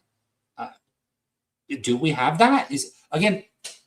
In all the other cases that one might analogize this appearance or seeming in this intellectual context to, there is a story to tell about what the information is, what kind of input there is, how that information is processed, and how it produces or delivers outputs. We understand this about the visual system. Is there an analog mental faculty that's empirically identifiable in human brains for having intellectual appearances? And if so, what is the empirical evidence that we have such a faculty? And how does it work? I think the answer is there's no evidence of this. And it's so vague and underdeveloped, it hasn't even been operationalized in a way that could be testable in principle. It's mysterious. Right. We could call this ethical intuition. You have a sense of the wrongness of it. See, again, you have a sense of the wrongness. Does he mean a literal sense? A literal sense? Because look, for me to touch something, let me show you. All right. Now, that sense is a way that my nervous system is interacting with physical stuff in the world around me. That's how I'm getting information that I sense. So if this is literally a sense, then is he picking up on things outside the body? And if so, is it physical stuff? I doubt Huemer thinks that we're literally perceiving, like, so there's like objects that make noise, that you could taste them, right? Okay, in all of those cases, those sensations, taste, touch, sight, like I can see it and I can see that it's red. In all of those cases, the sense is mediated by identifiable physical pathways. That light is reflected off of the object, it goes into my eye, there are photoreceptors there, that information has to be translated into electrochemical impulses that are then processed in certain sorts of functionally usable ways that allow me to make discriminations in the types of color and distance and other sorts of things. You could do the same thing. I could repeat the same point for sound. vibrations through the air, all those sorts of things. In every one of those cases, part of the process involved is sensory apparatuses within the body that are picking up, they're literally like to sense information in the world is to pick up on physical changes in the world around you. Now, if you're using an analogy for ethical intuitions, then are ethical intuitions being employed by a faculty that picks up on physical information in the world? Okay, if the answer is yes, that's insane. That would be insane, right? It would be insane. That would, what are there moral particles out there? I've sometimes refer to these as morons, like out there that you're detecting the morons, and that allows you to detect, like you see a puppy being tortured, and that sends moron particles into you, and you see through what organ, right? Because it's not your eyes, it's not your nose. So somehow you're sensing it, whatever the hell that means. Presumably not, right? That's silly. It is silly to think of this as a physical process. So is it a non-physical process? So we have a mental faculty that engages in non-physical sensation. Okay, there's literally a name for that: extrasensory perception. That's and Huemer has just wrote a blog post where he says that people incorrectly mischaracterize the notion of moral knowledge. In fact, let's go to it. I'll just go to it and show you exactly what he says. So his blog is called Fake News. We'll go to that. Moral knowledge.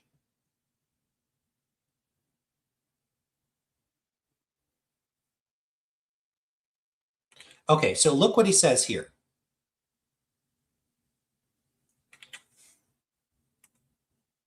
I posted this in the chat. Okay, so here's what he says. This is one of the misunderstandings. So he says, in fact, let me see if I can share the screen. Give me a second. Will that work?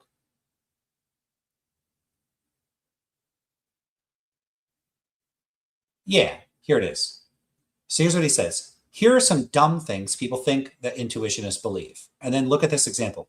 Ethical intuition is a distinct cognitive faculty, completely separate from all other faculties, similar to vision or hearing, etc., like a sixth sense. No, intuition is pervasive in intellectual life. Ethical intuition is just the application of intuition to the subject matter of ethics. Okay, now notice that he says that. Okay, now let's go back to the video. Now, again, this is supposed to be a misunderstanding, this whole thing, that it's a distinct cognitive faculty, separate from all other faculties, similar to vision or hearing, like a sixth sense.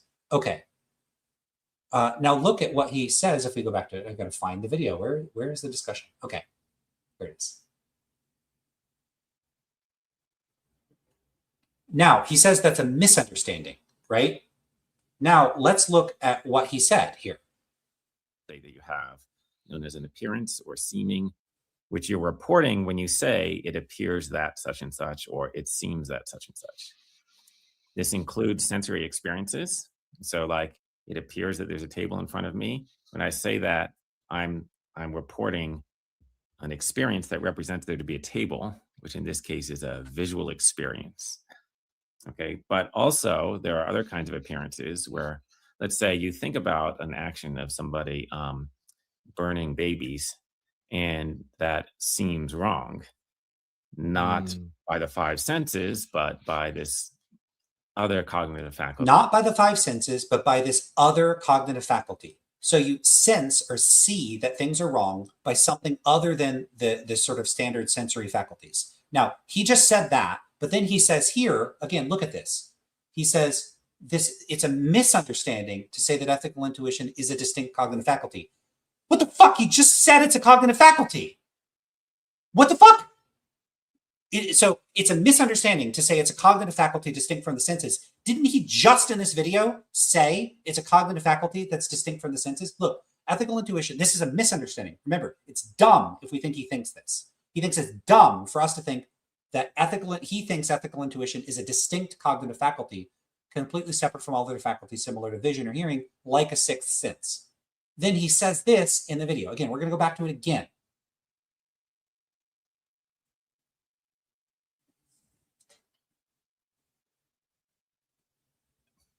So, and the way things appear. Well, so I think there's a type of mental state that you have, known as an appearance or seeming, which you're reporting when you say it appears that such and such, or it seems that such and such. This includes sensory experiences. So, like, it appears that there's a table in front of me. When I say that, I'm I'm reporting an experience that represents there to be a table, which in this case is a visual experience. Okay. But also, there are other kinds of appearances where, let's say, you think about an action of somebody burning babies, and that seems wrong, not Mm. by the five senses, but by this other cognitive Not faculty. by the five senses, but by this other cognitive faculty. Again, not by the five senses, but by this other cognitive faculty. Again, that's what he just said. And then you go over here and he says it's a misunderstanding to say ethical intuition is a distinct cognitive faculty that's separate from these other faculties. What the heck is going on here? Huemer, I'm serious at this point. I'm very concerned because what you just said in the video to Goff sounds exactly like what you're saying is a misunderstanding here. It does sound like you're saying ethical intuition is a distinct cognitive faculty. Now, maybe you would say it's not completely separate. So is it a mostly separate? So would this be a misunderstanding? Ethical intuition is a distinct cognitive faculty, mostly separate from all other faculties, similar to vision or hearing, like a sixth sense. Would that be accurate? Because you're describing it like a type of sense that you literally just said is distinct from the other sensory faculties like vision and hearing. So it's a sixth sense. How is it a misunderstanding to call it a sixth sense? You just said we have appearances, and this is one of them, and it's not based on the senses, it's based on a distinct faculty. And now you're saying it's not, that's not the case? How can you, I'm not understanding, what the hell? Now, he says, no, intuition is pervasive in intellectual life. Ethical intuition is just the application of intuition to the subject matter of ethics. Okay, so is it that ethical intuition is not its own distinct faculty? Because in the video, it sounds like you're saying that it is. But maybe you're saying ethical intuitions are the output of a faculty of intuition that is distinct from the senses, but that faculty isn't reducible to or exclusive to ethical intuitions. Okay, fine.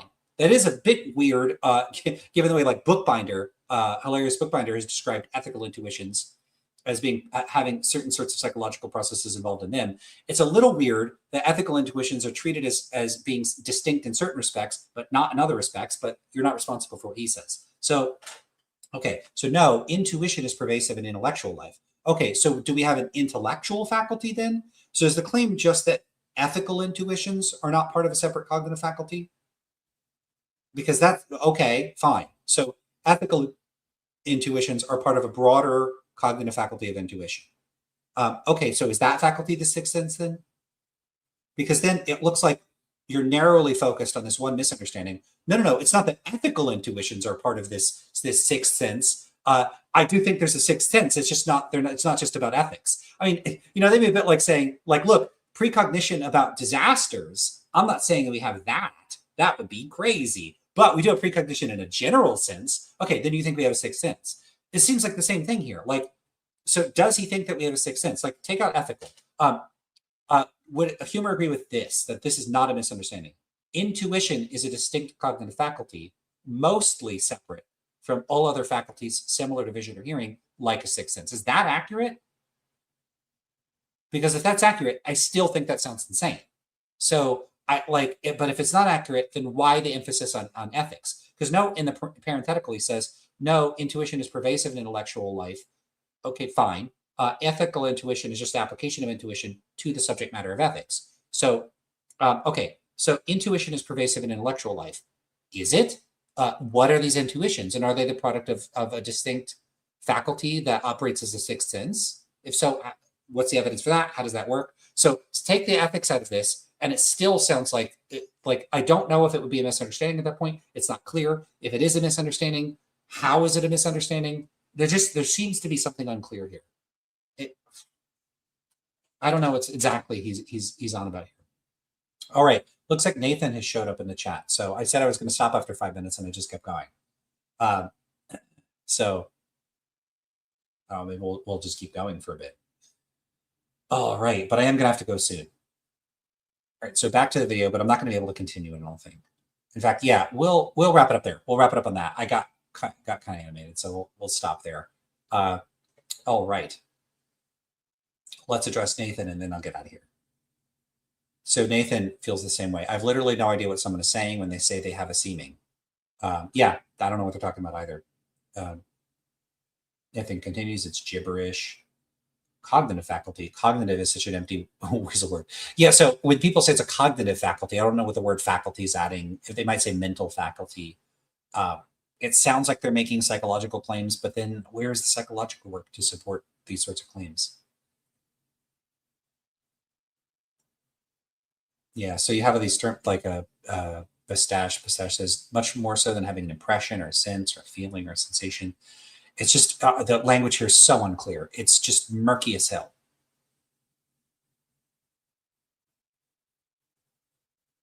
So, but the pistache continues. I mean, I do think his assertion about a strict definition of this faculty is quite out there. I don't know if there is a strict definition. That's part of the problem. I want a clear sense of what these faculties are supposed to be. What is a faculty? What is that? Is it a distinct cognitive process? Because it doesn't seem like it is. Because moral intuitions or moral judgments, let's just get rid of the term intuition for a moment. Moral judgments are not produced by the same psychological processes that produce like modal judgments or mathematical judgments. These are produced by a variety of different cognitive subsystems that rely on different psychological processes. Even within moral judgment, it doesn't rely on one system or process. So how does this faculty, is it like a, is it this like overarching faculty that takes input from a bunch of different systems? Is it cognitively connected to them? So do you have like this faculty and then it gets input from a bunch of these other faculties and then it does something with that? Or there's this process over here, this process over here, and you call both the faculty? Because that's really weird. The faculty of intuition just draws on a bunch of different psychological processes. What the hell kind of sense does that make? What does it even mean? What is what makes it a faculty at that point? What does it mean to say it's a faculty? Like what the hell are they talking about? It sounds like people using like engage in psychopath. What are they talking about?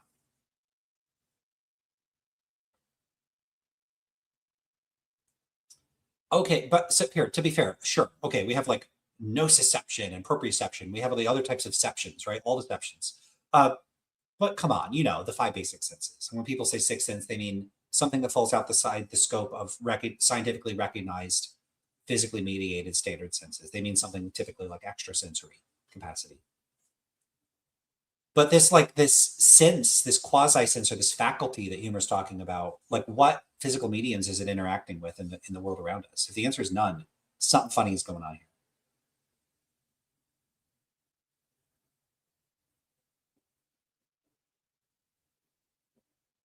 All right, looking through the chat.